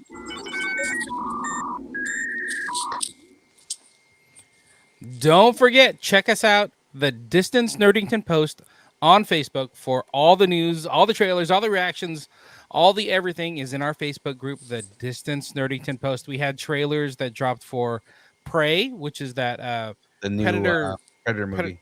Predator sequel slash prequel slash Mhm. sequel prequel. Well, it's a prequel because it takes place in like the 1800s. Is it a Exactly. sequel prequel or is it a Like a prequel sequel sequel? prequel. with like a Native Because American. I want some Pringles. Yeah. We saw what is it? The new Anthony Hopkins movies, Zero Oh, yeah. Contact. Mhm. Netflix dropped a trailer for Geeked Week 2022. So all their shows and movies that are coming for the rest of the year, they kind of teased it. It was awesome. Chippendales Rescue Rangers So dropped a stoked for trailer. this. So excited for stoked. this, dude. So happy. 2 days, 2 more days. That drops on Friday. I'm so excited for Chippendale, Okay, man. settle down, everybody. Little things to look forward to, baby. Did you see the new? So they just dropped another new trailer for that. Did you see how they opened it on that? Yeah. He goes, when you think of Chippendales, what do you think of? And it's like they flash to a picture of like a Chippendales magazine or calendar. He goes, that's probably what you think of, not us. And then it goes back to the to them. So silly. Shout out to Cam for dropping that trailer. He beat me to it again. We also got The Boys season 3 trailer. Yes, I have That to watch looks season awesome. 2. I'm slacking. Come on, get on it. God, he looks so. Homelander looks so deranged, and I love it. Psychotic. Yes. And then the big one that came out this week was the She-Hulk trailer. The new Yes. I have Disney mixed Plus show. feelings. I have mixed feelings. You have mixed feelings about that? Mixed feelings because I'm stoked and excited to watch it. Mhm. But I've seen a lot of the comments and echoes what I thought. Some of the CGI looks a little dodgy. I know it's gonna get fixed. I'm sure it's gonna get fixed, but that was my mixed feelings. But I'm excited. I can't wait to watch it. Mm-hmm. But that's the extent of my mixed feeling. Just how some of the visuals on it compared to like what Gotcha. they make Hulk look like. You know what I mean? Gotcha. Natalie, are you a Marvel fan at all? Do you keep up with all the Marvel things? I try to, but I'm not that great. I mean, I'll watch stuff, but I don't get super sucked into it. I do enjoy Gotcha. watching though. You should watch some of the newer stuff. They get pretty deep. Some of those superheroes and villains can use some sound healing. I love, what is it? What's the one right now that's on is it on Moon Knight. Yes. That one's a trip. He That is needs some so sound healing. good. You want to talk about trauma? Yeah. Mhm. Oh God, the amount of trauma that he's been through. That one, yeah. Every show that comes out now is like everybody is going through some major trauma and they need some healing. Because Yeah. aren't we all? Exactly. It's a collective. All right, first story. Ready? Yep, I got it. You got DC? it. More like deceased. It was announced that the DC Comics inspired series, which premiered in its first episodes in early 2022, has been canceled. And of course, we're talking about Naomi on the CW.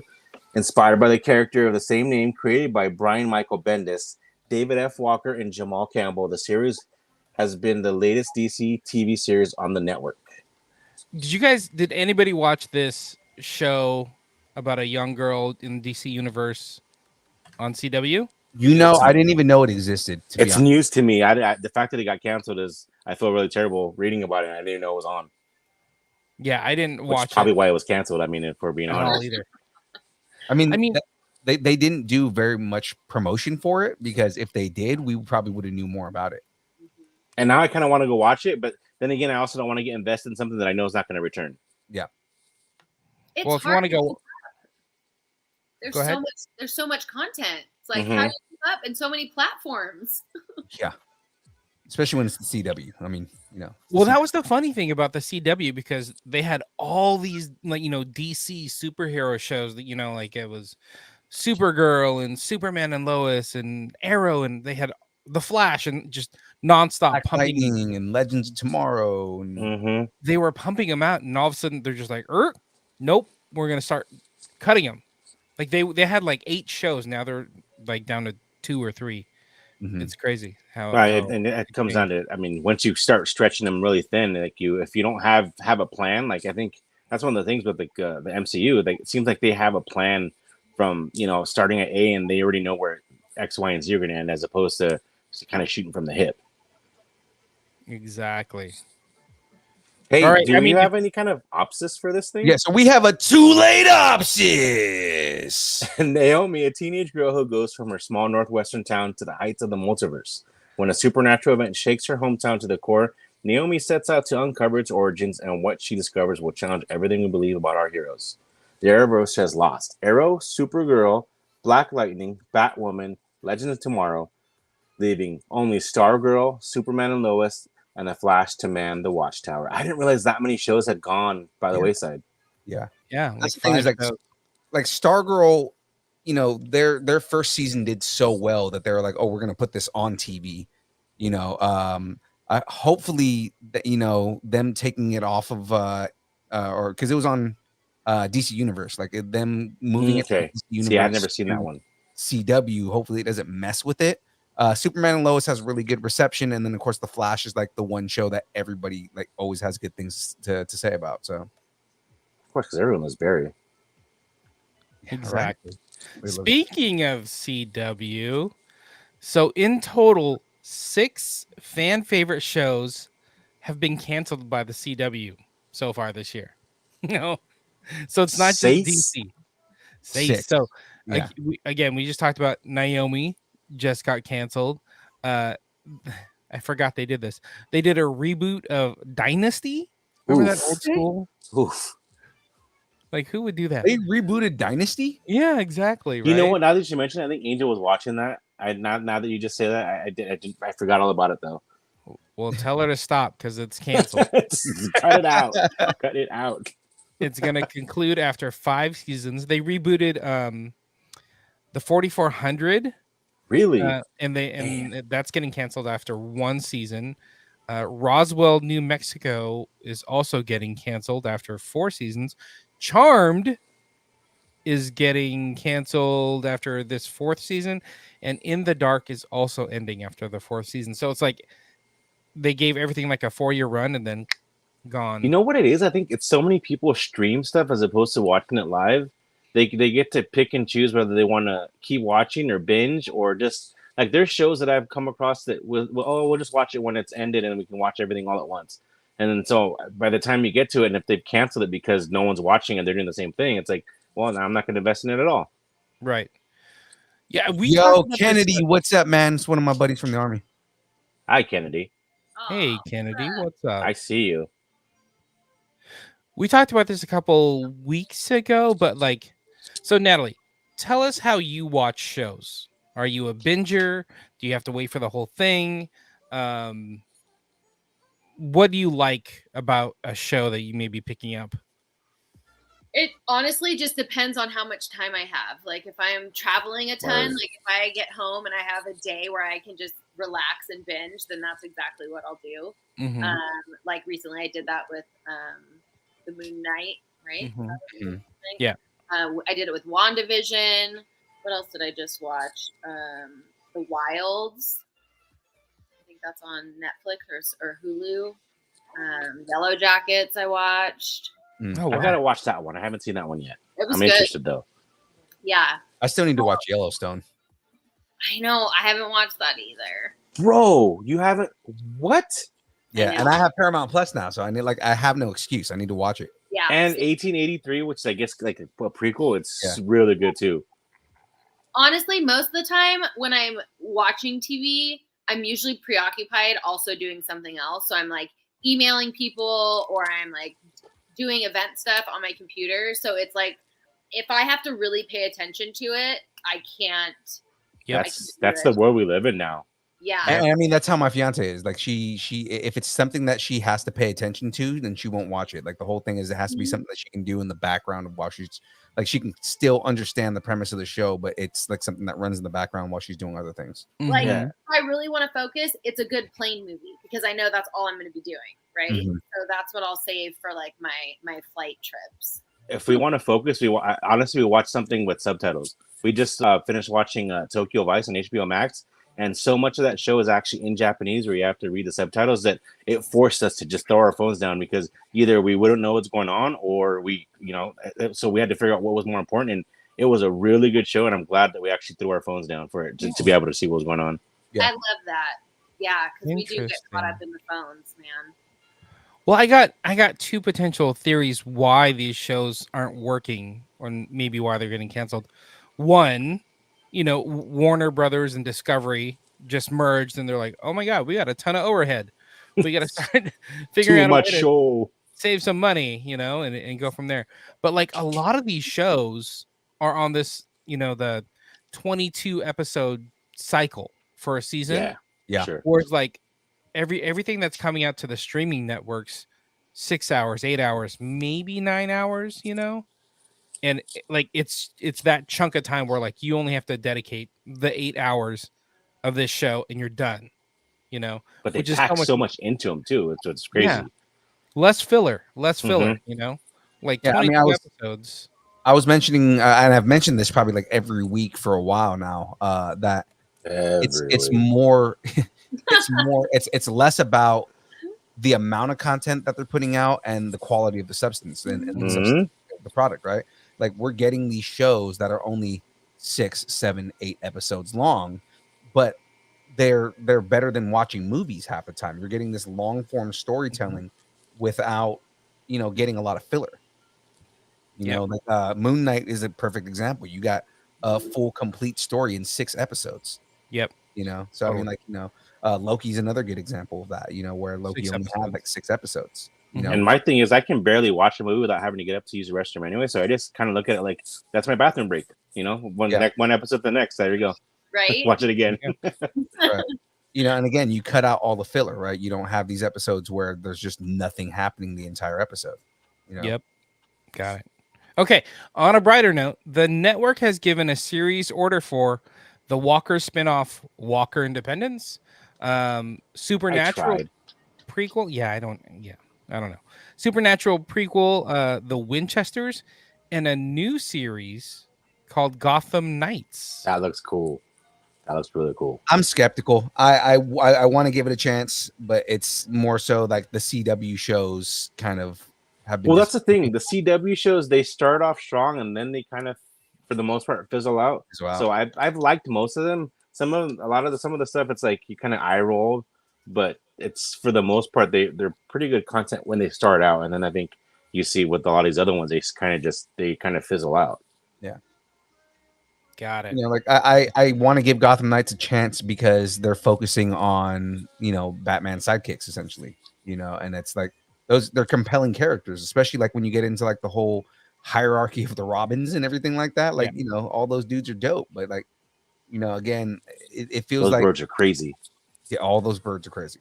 It just feels like they get into these really really convoluted storylines after a while, and it's like that's TV though. Yeah. That's teeny bopper TV. Hard too with binging because then by the time the next season comes out, I'm like, I don't even remember what happened in the last season. So much, yes. Everything on Netflix, we do that. When the new season comes out, my wife and I were like, okay, maybe we should watch like the last 2 episodes of the previous season before we start doing this because I don't know what the heck just happened, a year and a half ago. So funny. Okay, no more cancellations. Let's talk about what's coming. Ready? Love and marriage, love and marriage go together like an animated reboot. Sorry. Oh, jeez. The classic 1990s comedy series Married with Children is making a comeback as an animated series. How do we feel about this? Really excited about this. I I'm- want to see I'm what the kinda- animation is going to look like. That's what I'm more excited about than anything. Yeah. Mhm. So the I cast. want to see. The only thing that I can hope for is that they actually show Al Bundy scores 4 touchdowns. That's what I need to see. An animated version of his 4 touchdowns. All of it in like an ESPN Sports Center highlight. All 4 of them. They have to. They have to do it. All right. So the cast of the original series are set to reprise their roles. So the cast, including Ed O'Neill, Christina Applegate, David Faustino, and of course Katie Seagal, will be all making a comeback. So the series is currently being pitched to networks and streamers. Like, why isn't FX and Hulu grabbing this? Right. But it looks like Fox, Hulu, Peacock are the kind of front runners to take this animated series. I'm Right. kind of down with this. Side I'm note: I can super still down. watch Married with Children. I don't care how old it is. It's still hilarious to me.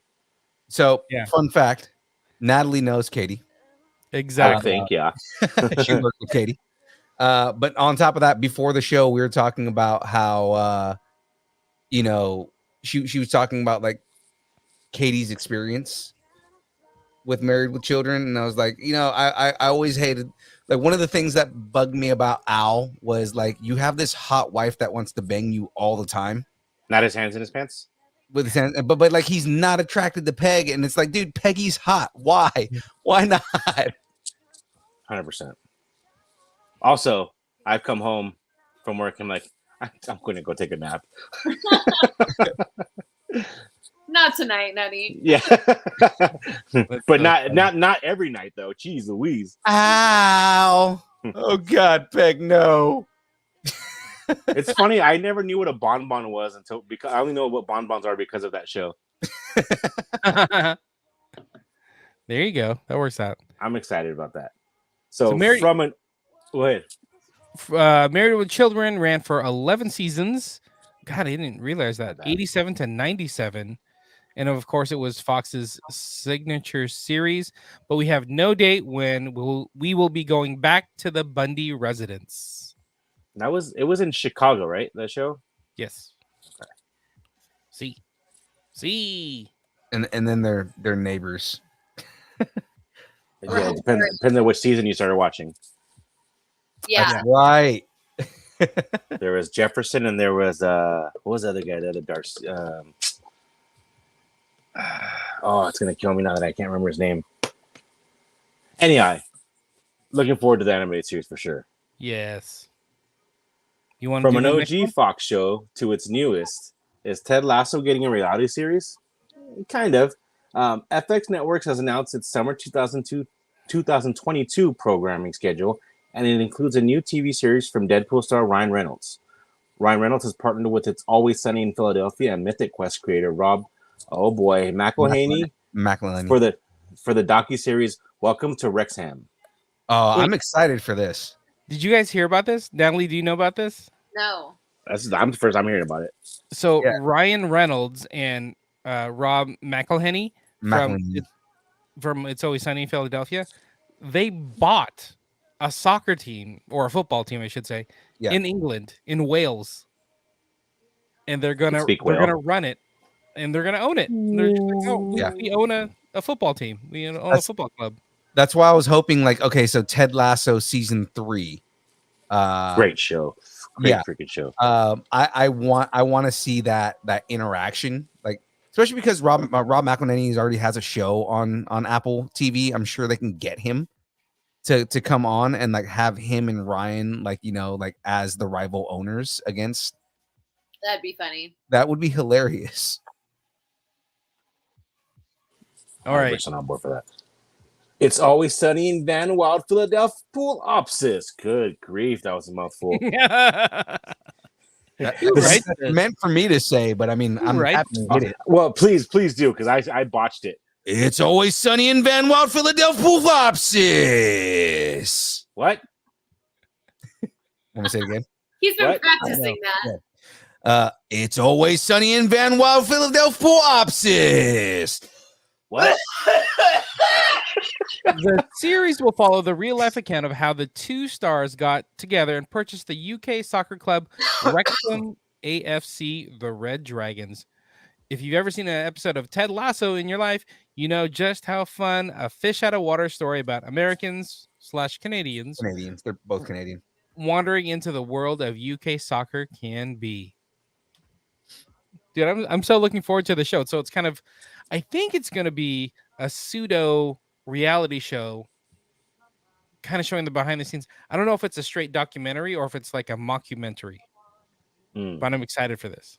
Mm-hmm. I mean, it's going to be funny anyway with Ryan Reynolds. Right? I know. Love him. We bought this club, and I don't know what to do with it next. What do we do in England? Is it bangers and mash? That's what we do here? Okay.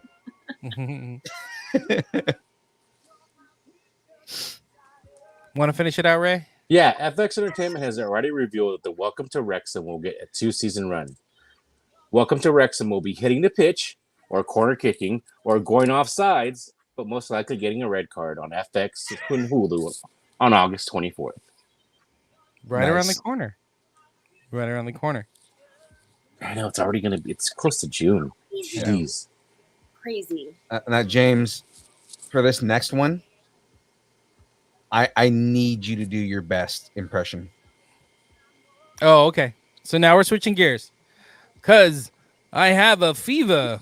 And the only cure is some movie news. Maybe some cowbell over here. I got a fever. And the only cure is some movie news. Natalie, do you have a good Christopher Walken impression? I do not. No. I don't have a cowbell either, but you can. I have There a you go. fear. Who said your The only sounding cure- stuff was wrapped up?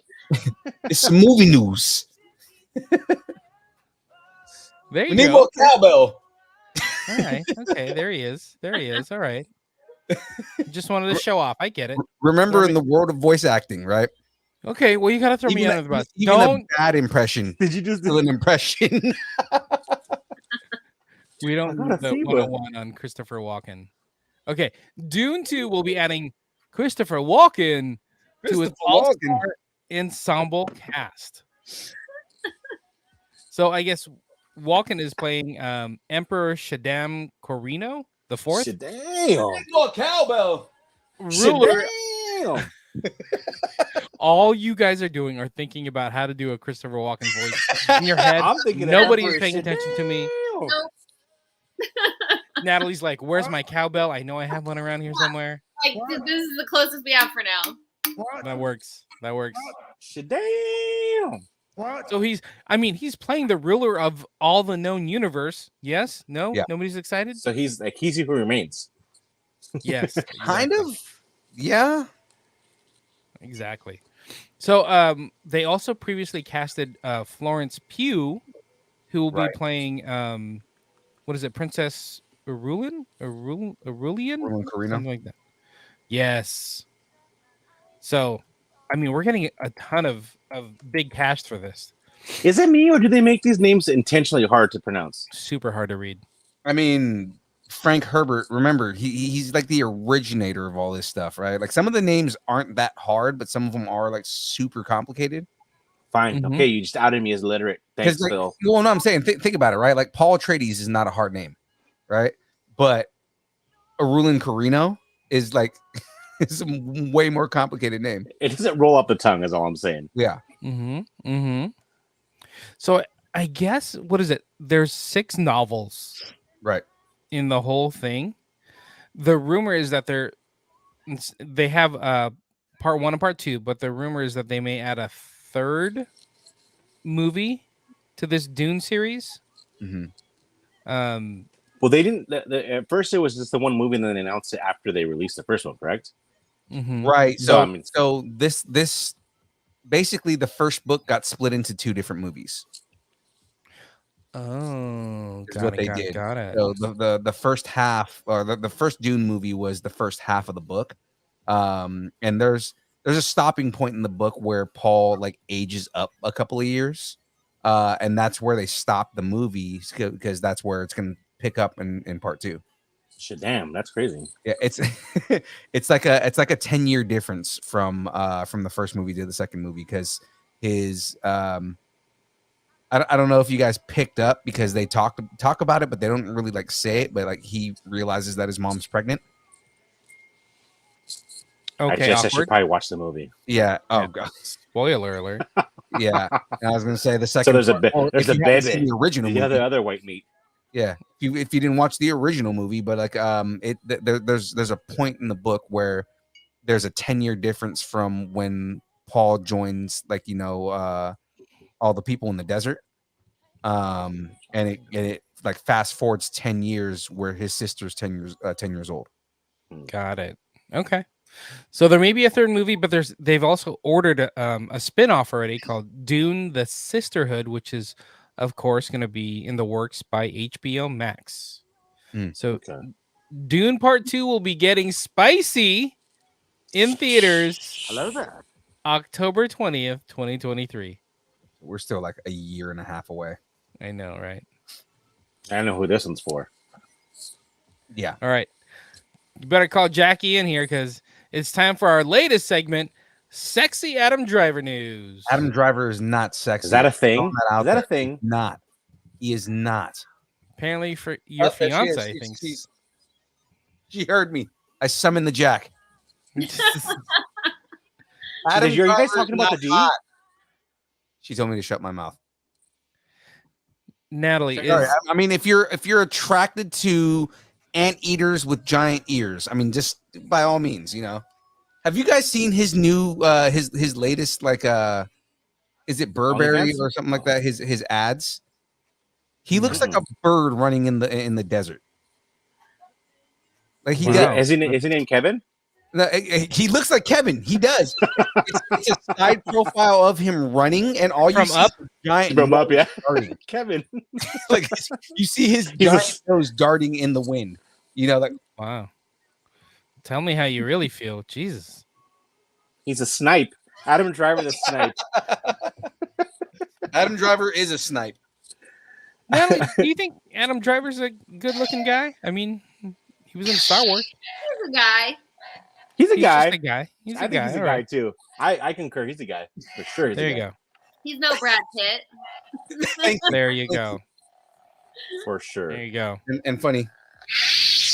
Hold on. Wait for it. Wait for it. Wait for it. The resistance is dead. The war is Oh, over. Of course, when I turn off my lightsaber, it's Adam Driver, right? But I mean, Which I'm sure Jackie loves. right. After 20 years of development, Francis Ford Coppola is actually going to make his epic sci-fi dream project Megalopolis. Megalopolis. I just felt that was appropriate for that. I feel you because I was there with you. The filmmaker has officially said its main cast, and the cast includes Adam Driver, Forrest Whitaker, Natalie Emmanuel, John Voight, and Lawrence Fishburne. Wow. He's doing it. He's got his cast. Yeah. Cam just threw it out there. Adam Driver equals human elephant. 100%. All right. In case you weren't aware, John Voight has taught us that the river can kill you in 1,000 ways. Anaconda reference. Yeah, absolutely. It's like, let's wait for it. Wait for it. Does anybody pick up that's? I'm glad you got it. Jeez, I'm glad you got it. That's the kind of nerd I am. There were crickets. There were crickets for a minute. All right. I have a Megalopolis Sinopolis. Megalopolis. Coppola wrote a 212-page script, and it tells the story of an architect dreaming of a utopian version of New York City in the near future and his battle with a conservative mayor who has other ideas of the city. Contained within this epic are a myriad of storylines and characters. The fate of Roman haunts a modern world unable to solve its own social problems and this epic story of political ambition. So it's really a Roman Empire story, but Like the set fall of in, Rome. Yeah. yeah, but set in two like New York Jamas. City. What's up? I said at 2 Jamas. At 2 Brutai, yeah. Coppola is independently financing this Wow. film, Wow. and it will cost just under $1 million. $100 million.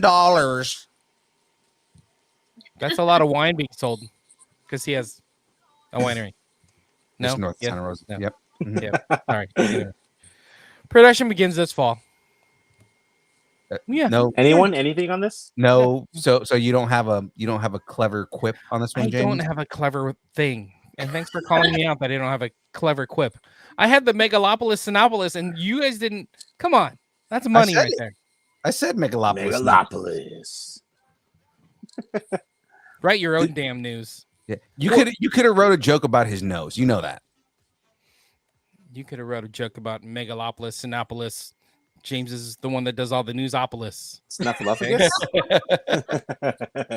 Snuffleupagus. That is Adam Driver's new nickname. There you go, Snuffleupagus. Adam Snuffleupagus. Driver, Snuffy the Snipe. I thought we were family. We're supposed to treat each other nice. Did someone say family? Yeah. Because nothing is Is stronger there a than family. problem with my nose? There's nothing stronger than family, except when that family leaves you. Then getting big names to join the cast is bigger than family. Fast X has cast Jack Reacher star Alan Ritchson in an upcoming movie and joins the star-studded cast with Jason Momoa and Brie Larson.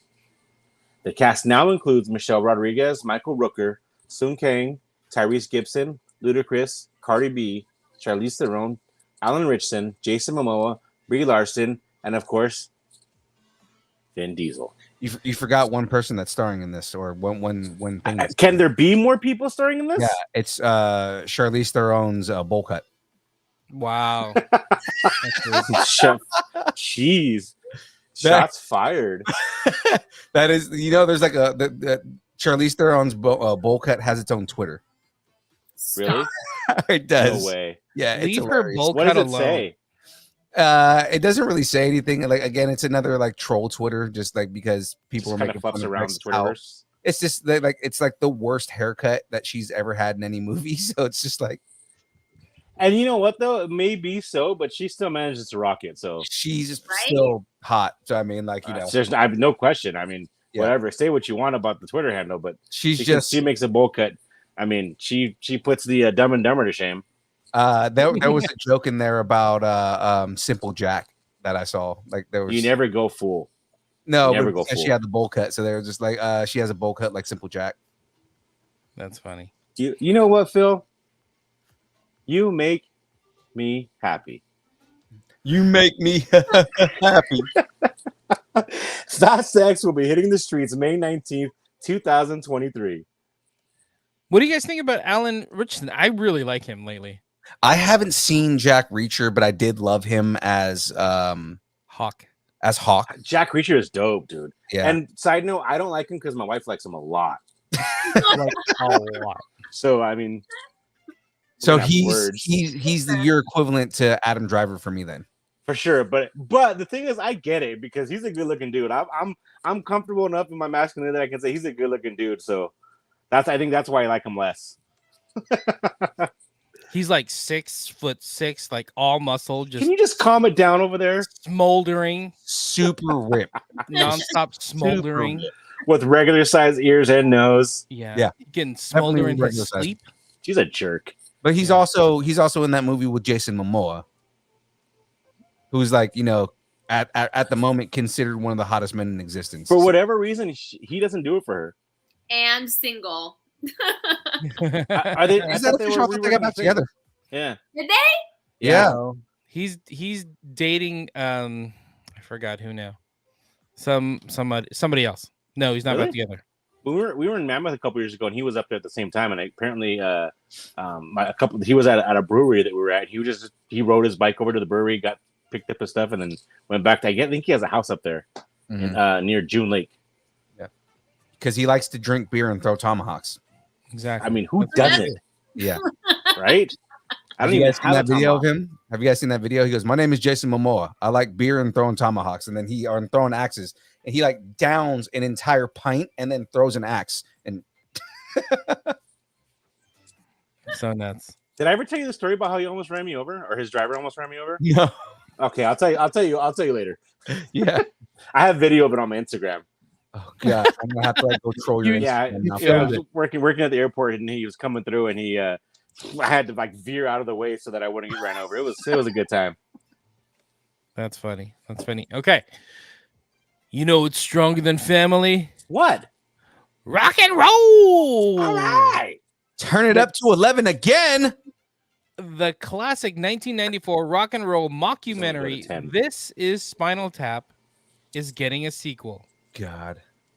So the original director, Rob Reiner, is returning to helm the film, along with like the original cast, Michael McKean, Christopher Guest, and Harry Shearer. Shearer. Shearer. Is everybody familiar with Spinal Tap? I am. Absolutely. Shearer. No. It was like a rock and roll mockumentary. Was it the original mockumentary? It might I be. think it was actually, yeah. So the first film chronicled the life of like a fictional English heavy metal band like touring America. Yeah, they're like a straight hair band. It's so good. Yeah. It's a lot along the lines of like Monty Python type comedy. Mm-hmm. But it was like a cult classic, you know. Well, and Christopher Guest, there's been a lot of movies that like they're mockumentaries that they've done. I think, like Best in Show, and I saw Mighty Wind. Yes, a couple other ones. Yeah, Best in Show is that one. I love that one. I do too. All right, we will go back to the place where eardrums go to die on March 19th, 2024. That's weird to say, but which is also in coordination with the 40th anniversary of the film. Wow, 40 years. That's crazy. Wow, that's wacky. Wow. That's crazy to think about because I'll be 40 in 2025. And I'll be 40 in 2 years ago.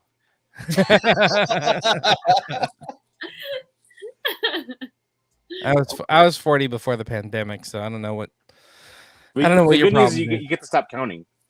Yeah, it's it's just a number. Just a number and a lot of gray hair. But, it's just weird when people reference like the 90s, you know, like, oh, you're born in the 1900s. 30 years ago. Right. Thanks. I still feel like anytime somebody says 20 years ago, I think of the 80s, and it's like that was 40 years ago. Show for show. Yes. But that's okay. You know, growing up in like the 90s and 2000s is the best time to grow up because we had all the like luxuries of having like the internet and phones and technology, but we still got to go like see concerts and play outside, you know, and get action ticket stubs. Ticket stubs are underrated. Exactly. I keep all my ticket stubs still. I just keep them in my my Apple Wallet, and they stay there. I can look at them. Oh yeah, I was there. But yeah, anyway. Okay. We're almost at Star Wars Celebration, and we're starting to ramp up more Star Wars news. According to Lucasfilm President Kathleen Kennedy, the next Star Wars movie to be released will be the one from director Taika Waititi.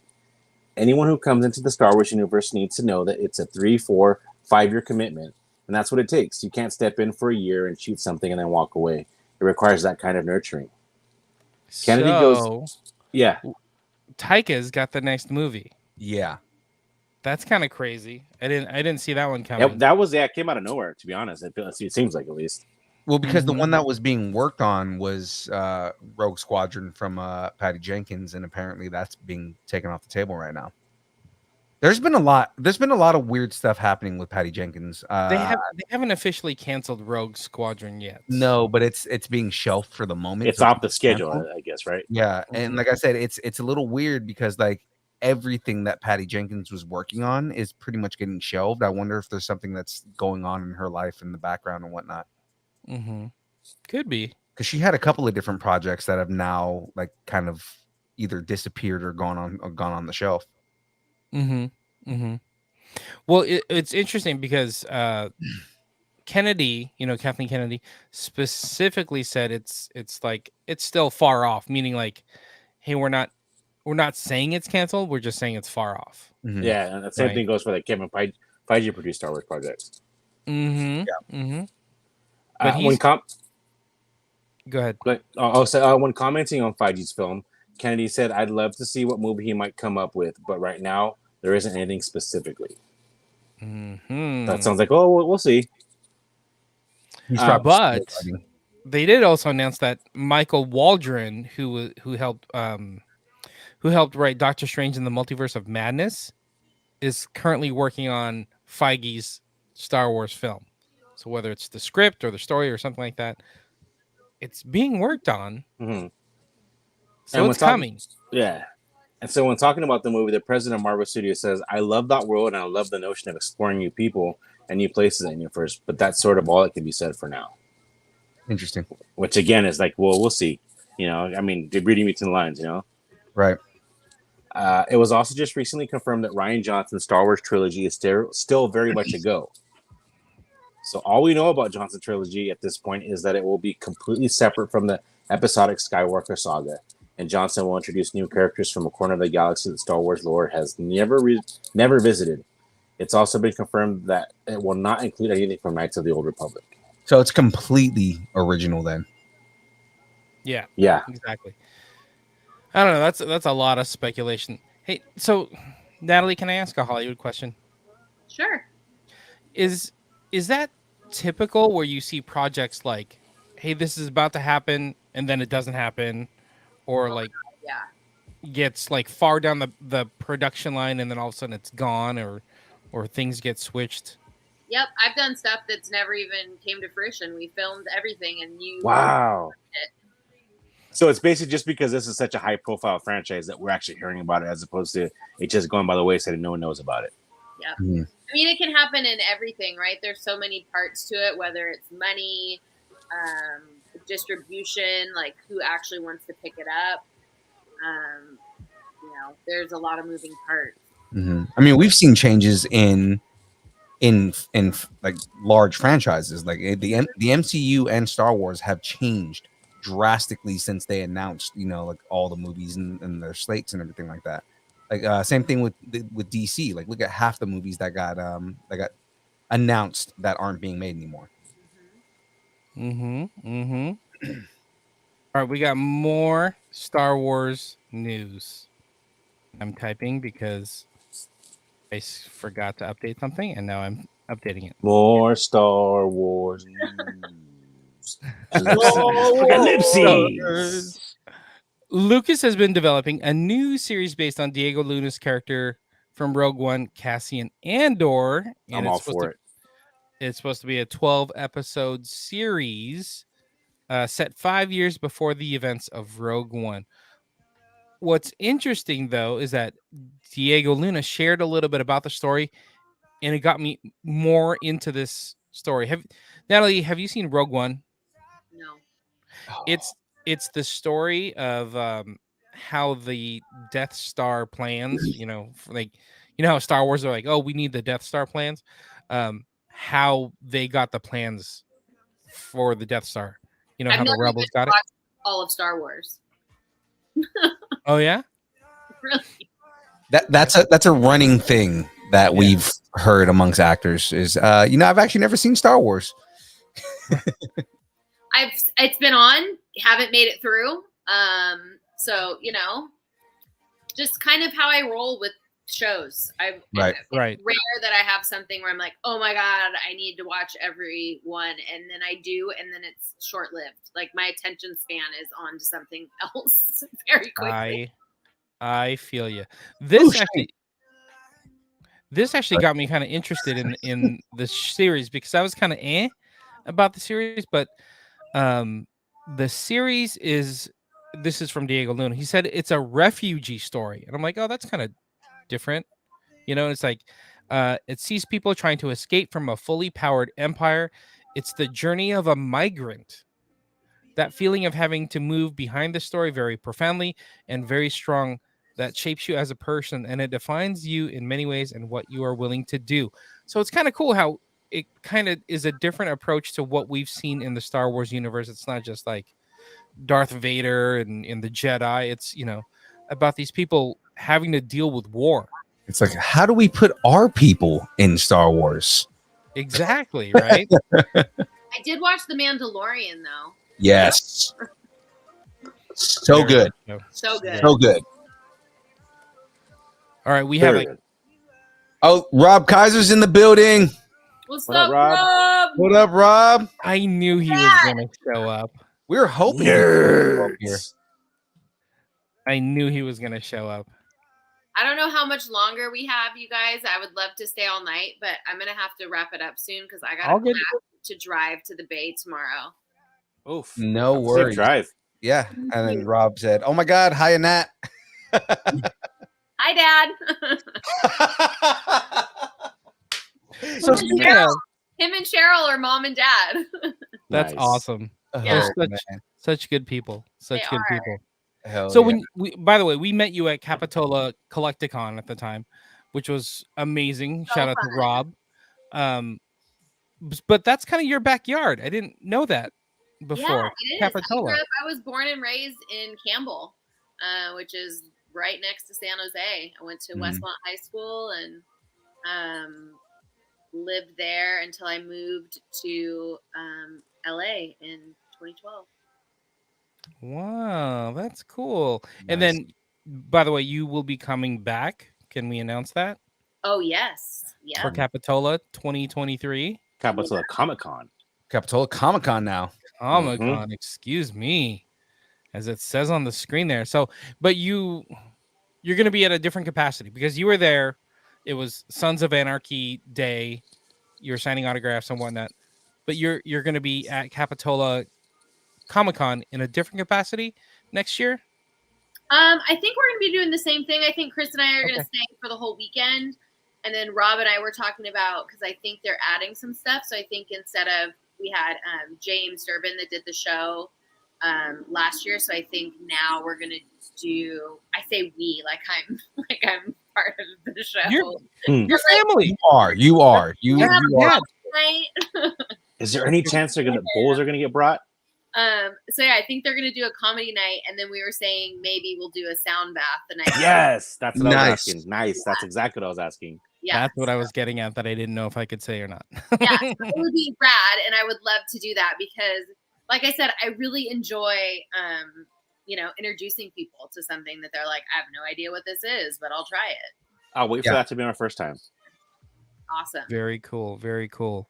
By the way, Andor is coming out sometime this year in 2022. The first season of Andor will go rogue at some point in There it is. 2022. Anyway, There wrote it something. is. We were waiting on it. We knew it was coming. It was coming. We still got a few more news stories, Natalie. So if you want to dip out, you are more than welcome to dip out. It's All been right. so This cool has been hanging awesome. out with you. Thank you guys so much for having me. Absolutely. We had a blast with you on the show with this here tonight. One more time, give everybody your social medias and everything like that. So everything's under Natalie Skyy, Natalie SKYY, my Instagram, Facebook, Twitter, YouTube, which just has like old sound meditations. There's also some on my Facebook and on Instagram reels from live sessions I did during the pandemic. If you want to go check those out and just try it from home. And then also Sunday, I'll be doing the live stream session. So you can tune in through Facebook for that. Otherwise, you can visit anandasoundhealing.com to find events coming up in your area if you're in California. Nice. So awesome. Thank you so much. Thank you, you Nelly. guys so much. This was wonderful. Now, Have a we safe had drive, blast with you on Natalie. the show. Yes, be Thank safe you. out there. And Thank I'm you definitely so going to DM you about the taco place in Burbank. Please do. I'll Will catch do. up with you guys soon. All right. Good We'll see you night. soon. Good night. Night. So cool. Super awesome, dude. She was awesome. Heck yeah. Yeah. So down to earth. Just 100% hey, worth let's just it. hang out. Yeah. For sure. Dope, For sure. dope. For sure. Or we got some more news. I think we may have some Disney news, Mr. Raider Ray. Moving on to some Disney news. Disney Pixar offered the first glimpses at their upcoming film Elemental. Directed by Peter Sohn, he's known for The Good Dinosaur, the Partly Cloudy short, and produced by Denise Ream, also from The Good Dinosaur and Cars 2. The film journeys alongside an unlikely pair, Ember and Wade. Elementopsis. Yes, sir. In a city where fire, water, land, and air residents live together, the fiery young woman and the go-with-the-flow guy are about to discover something elemental. How much they actually have in common. The film does have a release date. The film does not have a release date, or if the project will debut in theaters, or in a hybrid release strategy on Disney Plus. Elemental will go with the flow on June 16th, 2023. Very nice. Oh. There we go. Very nice. This was very what is that one? Inside Out? It almost does. Like the picture that came out looks very Inside Out. Yeah, that's kind of like for sure what I felt when I saw it. I dig it though. Man, Pixar can do no wrong Ever. Is there one Pixar movie that you do not like? I've never watched Inside Out. What? Yeah, I never. It was hard getting through the beginning of the movie for me. Have you seen Up? Yes, and it's hard getting through Up. For personal reasons, I'll talk to you guys. It's hard getting it up. Cam. You know what I mean? Yeah, yeah, no, for sure. Yeah, it's just Up was rough. That first half hour of Up was rough, but it was so good. Rough in a good way, like rough and like emotionally. You know what I mean? So saying, is there a Pixar movie that that we don't like? Cars 2 was okay, but Planes. Golly. I feel like if you ever ask that question, you have to remove that one from the equation because that's got to be everyone's go-to. Mm-hmm. I figure. Planes? Yeah. Yeah. Sorry about that, Dane Cook. Oh, by the way, I guess Greg went to the same school? He went to the same high school for a little bit. Greg said he went to Westmont for a little bit. Ah, very cool, Greg. We should check like the years. What if they went to school at the same time together? That would be funny. Right. Okay. Did Greg tell that she could never be a ring girl? Yeah, it was Greg. Greg, you can't be a ring girl. Oh, Greg's the one that said that she couldn't be a ring girl. Yep. All right. Hey, Ray. Yes. Remember, do not give young Phil Dubby after midnight. Why? Because he turns into a gremlin. Oh, sorry. So the animated prequel series Gremlins Secret of the Mogwai has found its family. So Ming Na Wen, who's in everything, as she should be, Agents of S.H.I.E.L.D., Book of Boba Fett, and B.D. Wong from Jurassic Park and Mr. Robot are gonna play parents. And by the way, they were both in Mulan together, which was kind of cool. They are joined by Isaac Wang, who's from Good Boys and Raya the Last Dragon, will play their son. So they have like their little animated family for Secrets of the Mogwai. That's coming. I dig it. By the way, they also have casted James Hong, who's also been in everything, including Mulan. Including Mulan, that's right. Will be playing the grandfather, and Matthew Reese, who sounds white, and I don't know who he is, was in The Americans and A Beautiful Day in the Neighborhood, is voicing a character named Riley. Okay, great. I dig it. I'm kind of into this new Gremlins show because I loved Gremlins as a kid. Yeah. I love the whole franchise.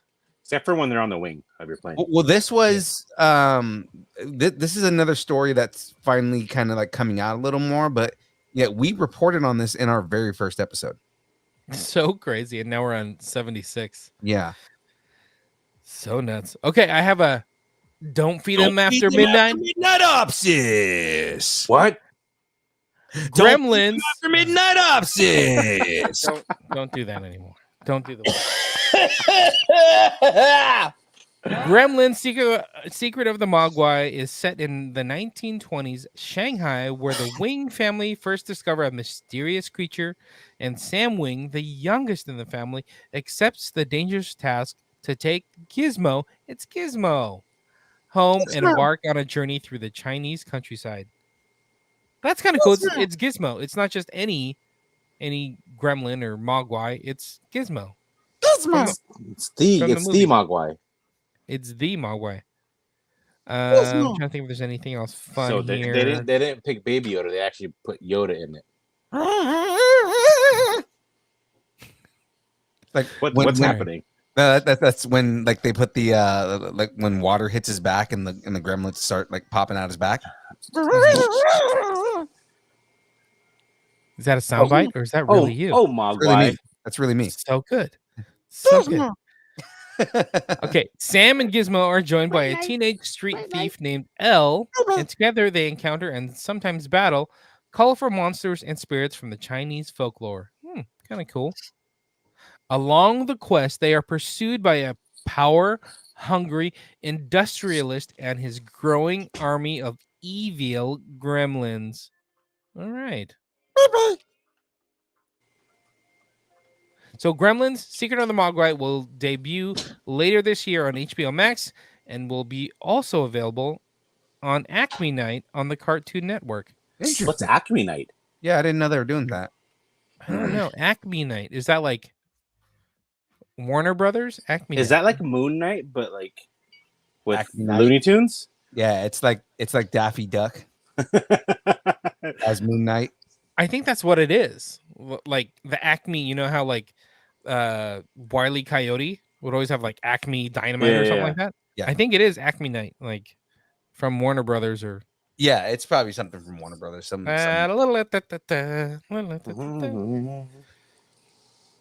More right. streaming news. Yeah. More streaming news. Netflix has unveiled the trailer for Geekend Week 2022. Oh, excuse me. I was thinking Geekend Update. Netflix has unveiled the trailer for Geek Week 2022, a virtual 5-day event spotlighting its geek content, such as Stranger Things, The Umbrella Academy, The Sandman, The Gray Man, and more. Geek Week, or I prefer Geekend Week, is a one-stop shop for everything on the streaming service related to geek culture. I dig this. This is like a mini Netflix con where like they highlight everything that they're doing. Yeah, for sure. It's like they have the Netflix as a joke for all their comedy stuff, so now they have the Geek Week. I like that. Yeah, I dig it. And I love just being able to get like that extra bit. You know, like I love trailers, I love behind the scenes and featurettes. So like when a producer is willing to put it all together like this and like package it up, it feels extra special. Yeah, it's almost like a highlight reel. Mm-hmm. Yeah. Yeah. Real quick, just to kind of go back on some questions that Darren was asking about Gremlins before. So he was saying he was asking what movie that Gremlins is from. It's so it's a cartoon that's coming out. It's a animated show that's coming out. Secrets of the Mogwai. It takes place in the 1930s in 20s. Shanghai, in the 20s, in the 1920s in Shanghai before Sam Wing brings Gizmo over to New York.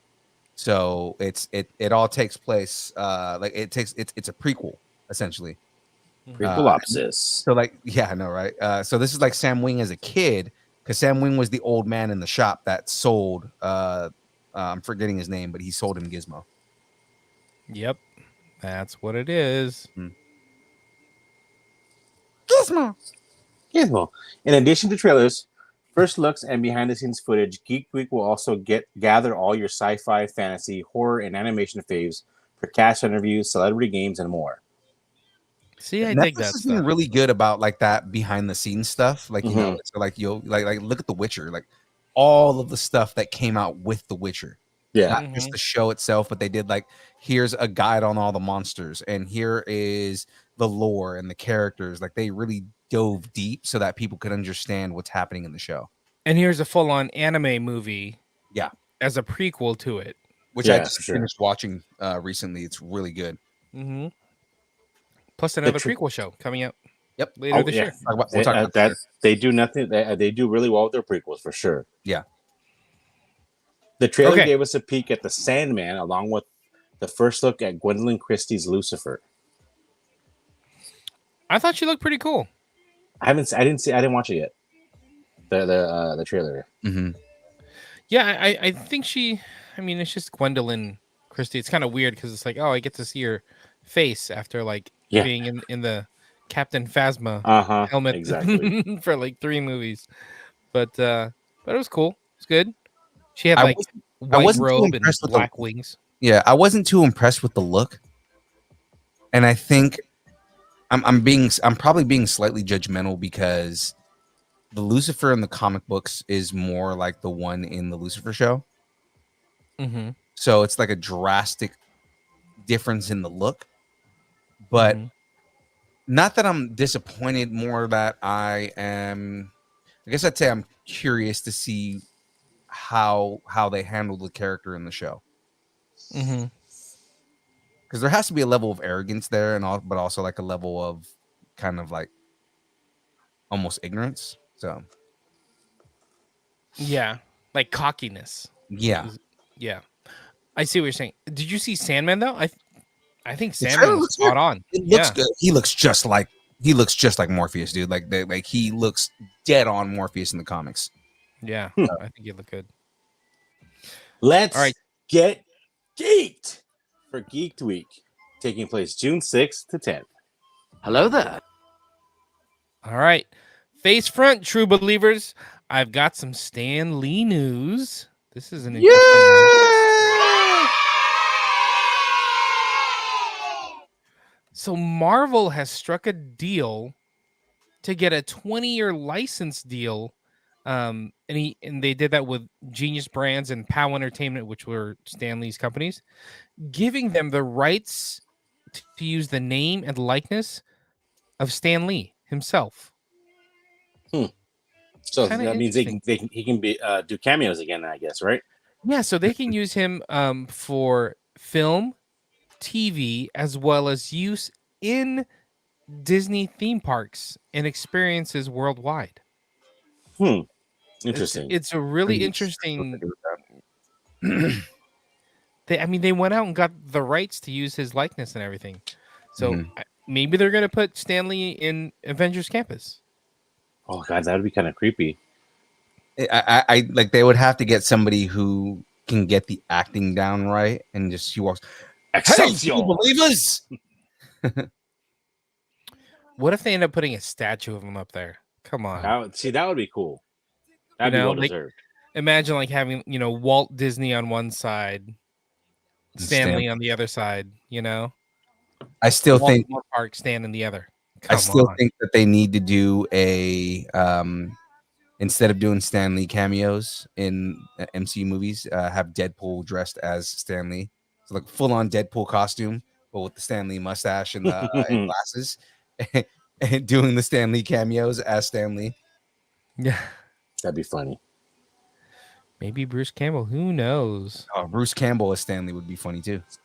So, according to the announcement from Genius Brands, under the terms of the deal, Marvel Studios has acquired rights to use Stan Lee's name, voice, likeness, signature in movies and television, as well as use in imagery, existing footage, and existing audio recordings featuring Stan Lee. Crazy. So, and it's like exclusive rights to use Stan Lee's name, voice, likeness, signature, yada, yada, in theme parks, water parks, cruise lines, in-park merchandise, and including park experiences. So maybe I can get my Funko signed by him. Jeez, yeah. You can have your like a virtual signing. Hey Ray, So asking what kind of brew you're drinking right now. Oh, I'm basic. It's Michelob Ultras. There you go. I'm interested to see what they're gonna do with this. Yeah. But I have a feeling they're gonna find a way to like honor him like the way they put Walt Disney up on a pedestal. Well, see, I remember seeing a thing about how they were doing some technology with holograms and stuff that they're going to make it interactive. See, if they put him in a hologram on Avengers Campus, that would be really cool. Hi, true believer. Yeah, that would be super dope. If they Wow. because I read that it's something it's gonna be like you can almost be personalized with people because I know they're gonna do like magic bands here in the California parks, and obviously they already have them in Florida, but that'd be something that'd be really cool if you could have a hologram of him inside the parks. Interesting. So he's gonna go like full Tupac, full like 3D hologram. Straight up hologram. That'd be cool. interesting. Interesting. Okay. And we still got 2 more articles. Let's get through this. Let's do it. And in woo news, woo. Give me the woos, both of you. Come on. Woo! Woo!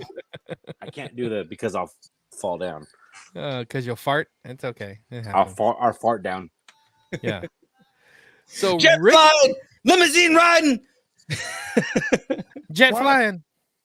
What?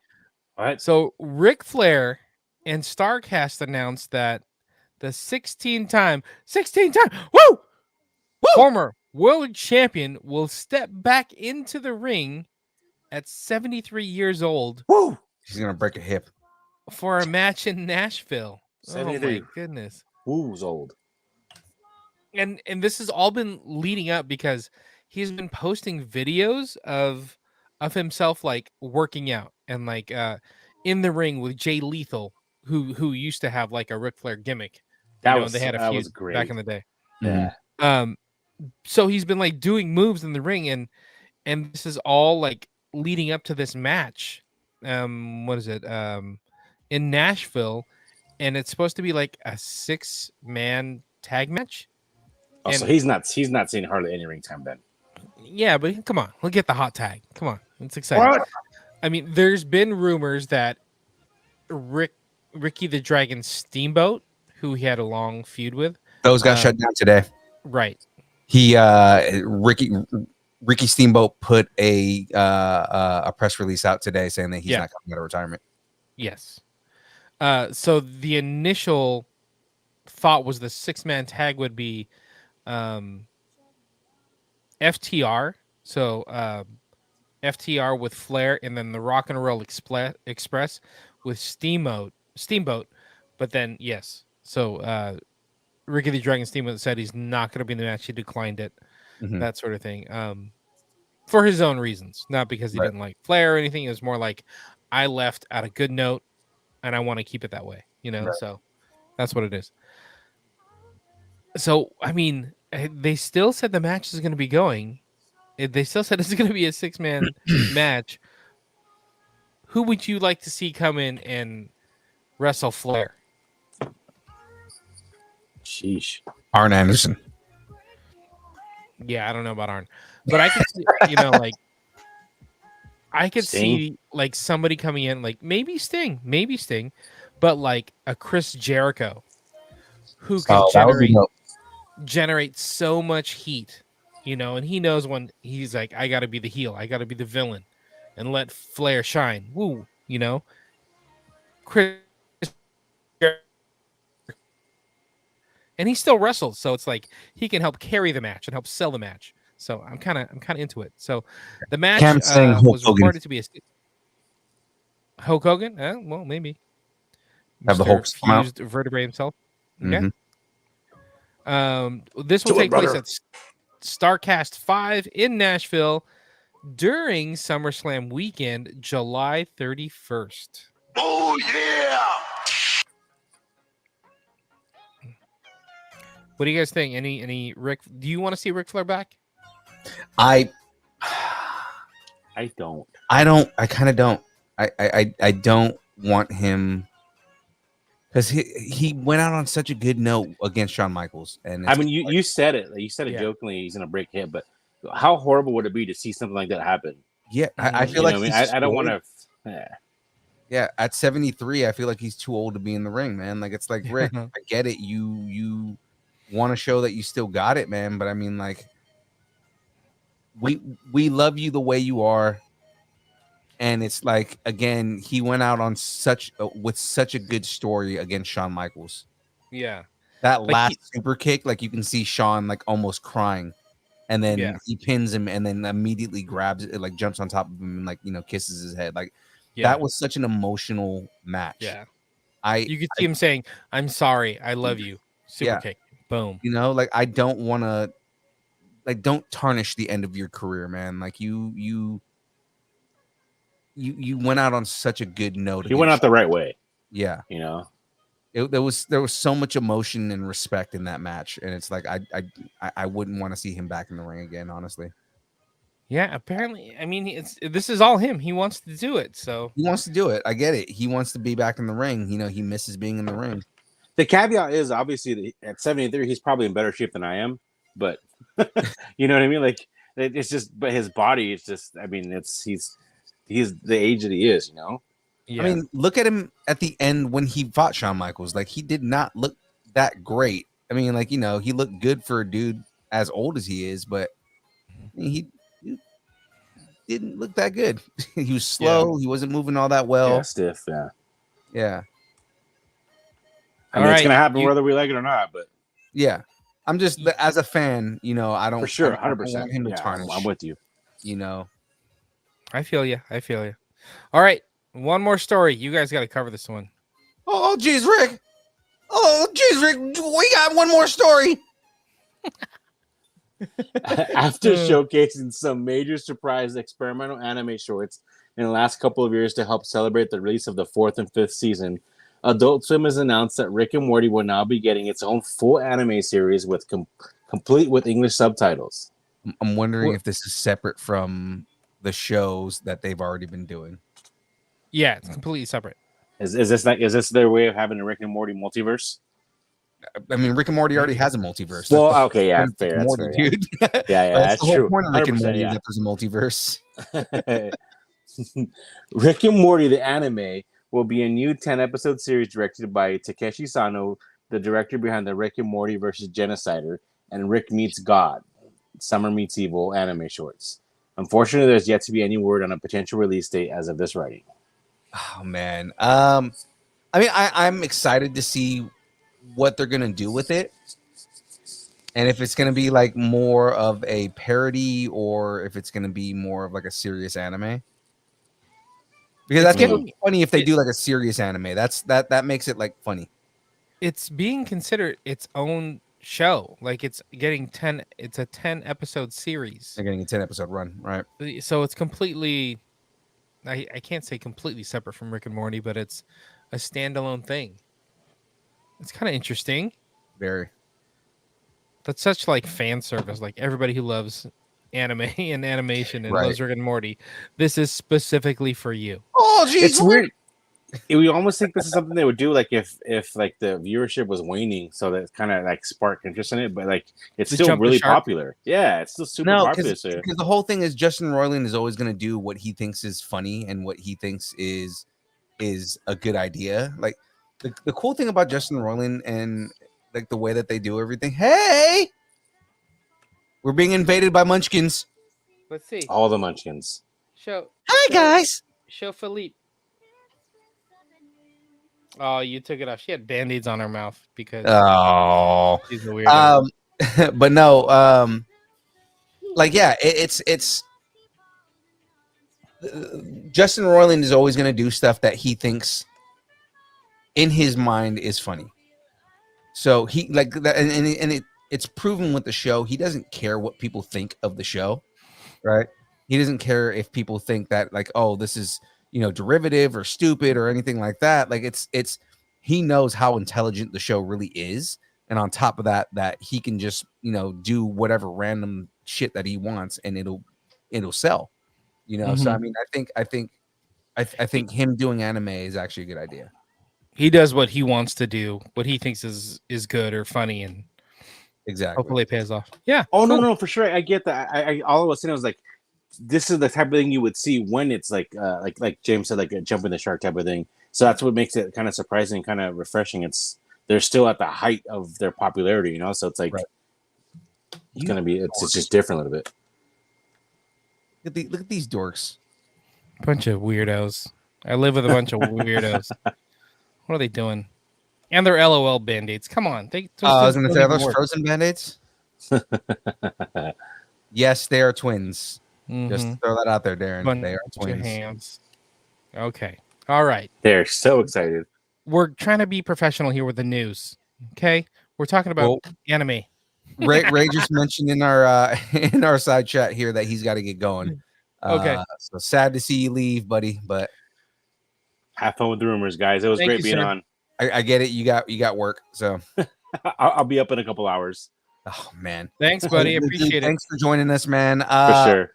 Any social media plugs you got here? No, same as always. Ray. Our Instagram, Twitter, Ray DeLeon on Facebook. You see me in the distance during the post, so I'm around. I like it. Thank you, sir. All right, guys. Have a good night. And what did you say? Tito's Tacos? Tito's Tacos, and I'm gonna hit up Natalie Skyy about the place in Burbank because I'm gonna go there this week, and I would absolutely post it in the post. Yeah, that's what I'm saying. All right, guys. Have a good night. Instagram takeover and share with that. Oh, for sure. I got you guys. No worries. All right. Have a good night, guys. Have a good night. See you soon. All right. Good night, brother. All right, let's get into some of these rumors. Let's do it. I don't know That's right. Yeah, you're cute to play the music. I don't know where to get in the news, but I'm not mad if the night comes true. Oh, let's start some rumors. I want to start some rumors with you. I want to start some rumors with you. So all right. We'll get through these real quick. That's right. So I may have a report that has revealed what the sequel to Star Wars Jedi Fallen Order will be called. Okay. Now I'm interested in this because I love the first game, so I'm very interested in seeing what the name is going to be because it should give us insight on kind of what the story will be about. Yeah. So the Fallen Order sequel, according to the rumor, is going to be called Star Wars Jedi Survivor. Okay.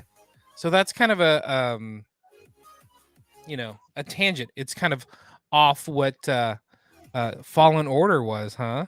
Well, it's going to be interesting because at the point where we're at, Cal Kestis is kind of like his. I'm forgetting her name, but the person that he's flying around with, she cut herself off from the Force, and she was a former Jedi. So, like she doesn't have a connection to the Force anymore. Interesting. So I think it's going to have a lot to do with Cal Kestis being one of those last surviving Jedi and still kind of like running away from not the First Order, but the Inquisitors. I was going to say, what era is this? So this is like pre-New Hope. This is pre-New Hope because it this all takes place post Order 66, but before the Battle of Yavin. So this is right when like Obi-Wan could be happening. Yeah, that's why a lot of people are like hoping that Cal Kestis shows up in the Obi-Wan show. That would be interesting. Mm-hmm. Yeah, they got the actor right. Man, they're planning ahead. Man, they are planning way ahead. I mean, the character in the game is modeled after him. So it's like he looks just like and of course the graphics are ridiculous. So, I mean, he looks just like it. So I mean, I can see Cal Kestis showing up in Obi-Wan. Yeah. All right. So Respawn and EA are only planning to release Star Wars Jedi Survivor on PlayStation 5, Xbox Series X, and PC. So that means it's one of those like, what is it? Next gen games, right? So it's definitely next gen. More than likely, this is probably going to be a game that's built on Unreal 5. Unreal 5, that's what it is. Yeah. So because the whole thing is you have like a whole different like the environments are a little more interactive and the lighting is different in the way that it does everything. Like it's a lot more realistic. So I see it being, if it's only coming out on PlayStation 5 Series X and PC, more than likely it's running on Unreal 5. So gotcha. So what do you think about the name? I think it's cool. Like I said, I think the insight going into it is that we're gonna get more specific storyline with Cal Kestis, you know, and Yeah. I want to see more building with that because the storyline from the first game was amazing. So Yeah, I watched all the cutscenes, so it yeah. ended up being like Oh, just you a saw that movie of Vader Cal. It's just a movie of Cal Kestis, and I'm like, dude, this is great. You know? So you saw the scene when Vader first shows up? Yeah, yeah, Oh, dude, I had chills when you see Vader walk through the door. yeah. It's really cool. I started doing that with one of the Batman games as well. Arkham. Yeah, where they just grab all the cutscenes and put them Yeah. together and make a movie. I'm like, oh, that's so dope. Yeah, the Arkham games are really good for that too. I dig that. I dig that. It might have been for Injustice too that I ended up watching one that was kind of Actually, interesting. the cutscenes for Injustice are pretty good too. Yeah, That game is super cinematic for being a fighting game. exactly. And you put them together in like a movie format type thing. Yeah. It's kind of cool. I recommend doing that. Anyway, okay, next one. The Witcher has an upcoming prequel called The Witcher Blood Origin, and we do not have a date yet. Right. Yet. Now, do we know if this is oh no, Blood Origin, this one isn't animated. This is the one that's got what's her Michelle name? Yeoh. Michelle Yeoh in it, right? Yeah. Yep. Yeah. Okay. So And it's this gonna is be the prequel and everything. exactly. And she plays an elf, and it's gonna be a limited series. So we're almost halfway. Geez, we're almost halfway through the year. They said it was coming out in 2022. People are trying to figure out when it's gonna be coming out, and Netflix is always, They're close to holding the those. chest.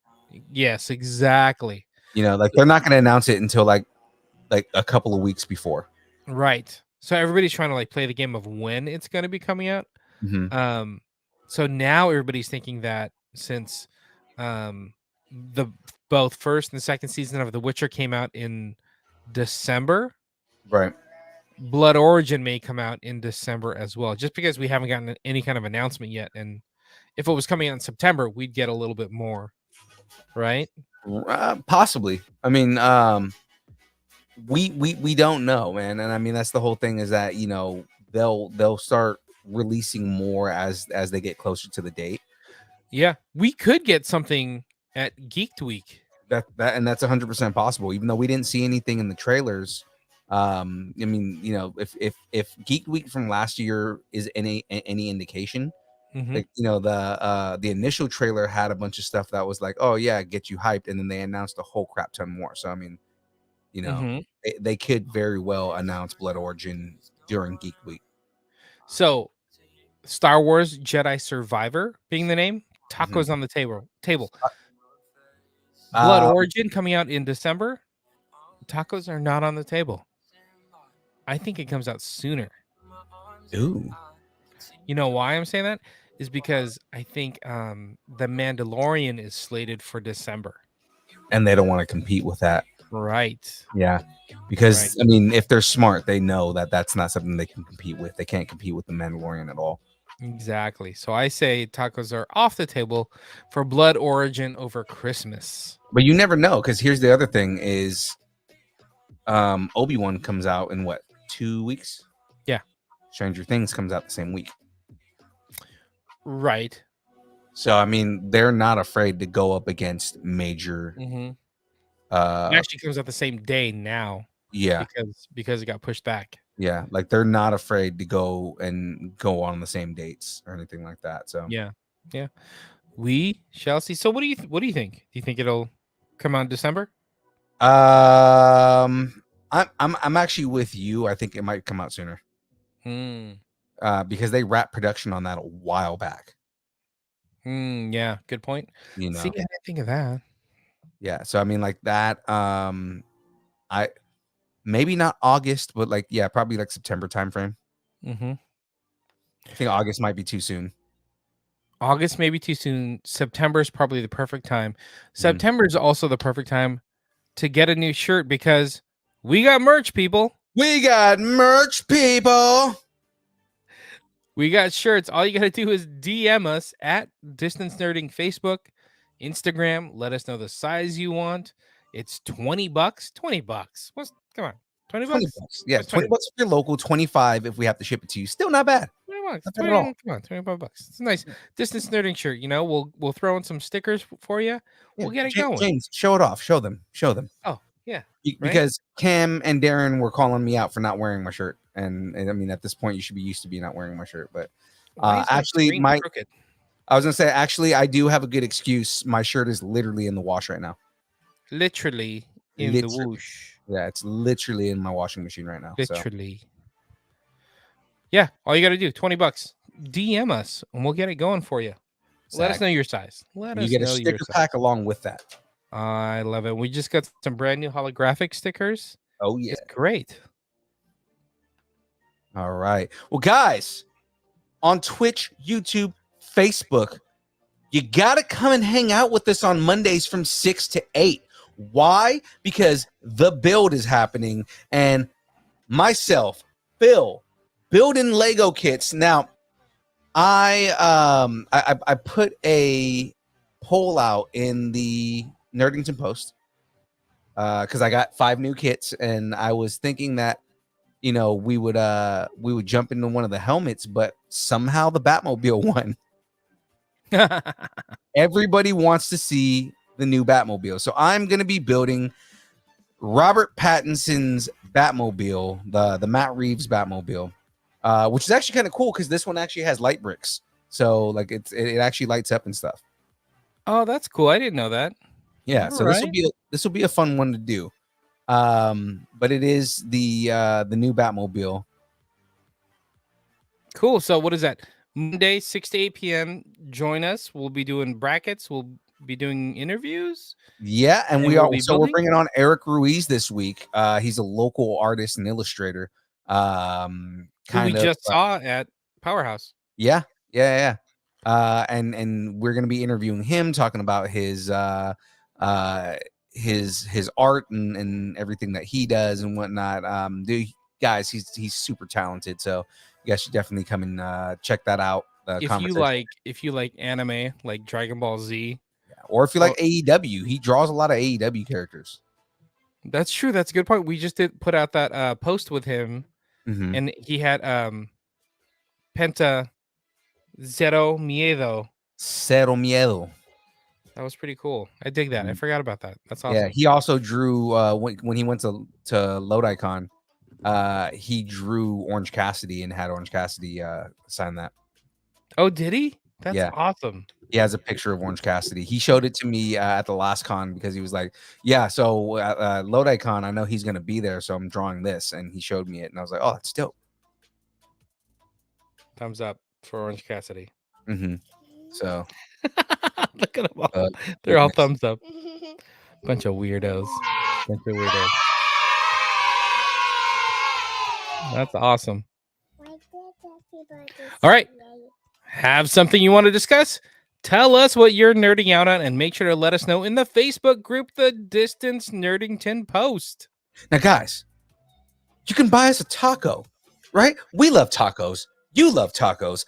I love tacos. We all love tacos, right? Join the taco party. Guys, go to distancenerding.com and tap that buy us a taco button right at the top. You, too, can buy us tacos. If you buy us tacos, that goes towards everything that we put out back to you guys. So stickers and merch and everything like that all goes back to you. Now, guys, connect with us at Instagram, Facebook, Twitter, Twitch, TikTok, YouTube, all at Distance Nerding. Thanks, and keep nerding together. All right, it's time for the dance party, ladies and gentlemen. Let's get this going. Let me make sure I got the right one. Okay, you ready to dance? Oh, look at they're ready. Yeah. She's already dancing. Look at it.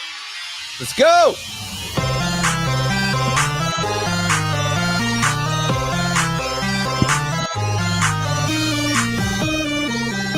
I'm almost not going to cut to myself.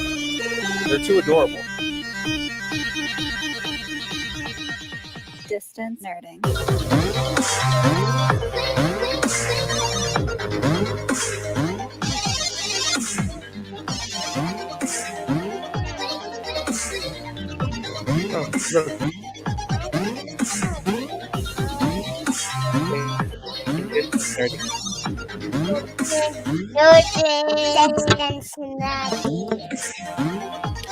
Distance nodding.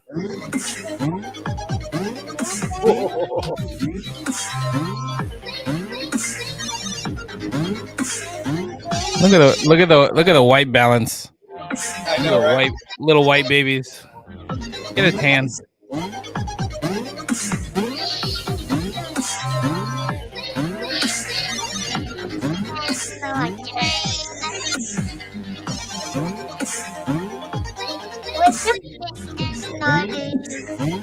See you next week, everybody. Bye, everybody.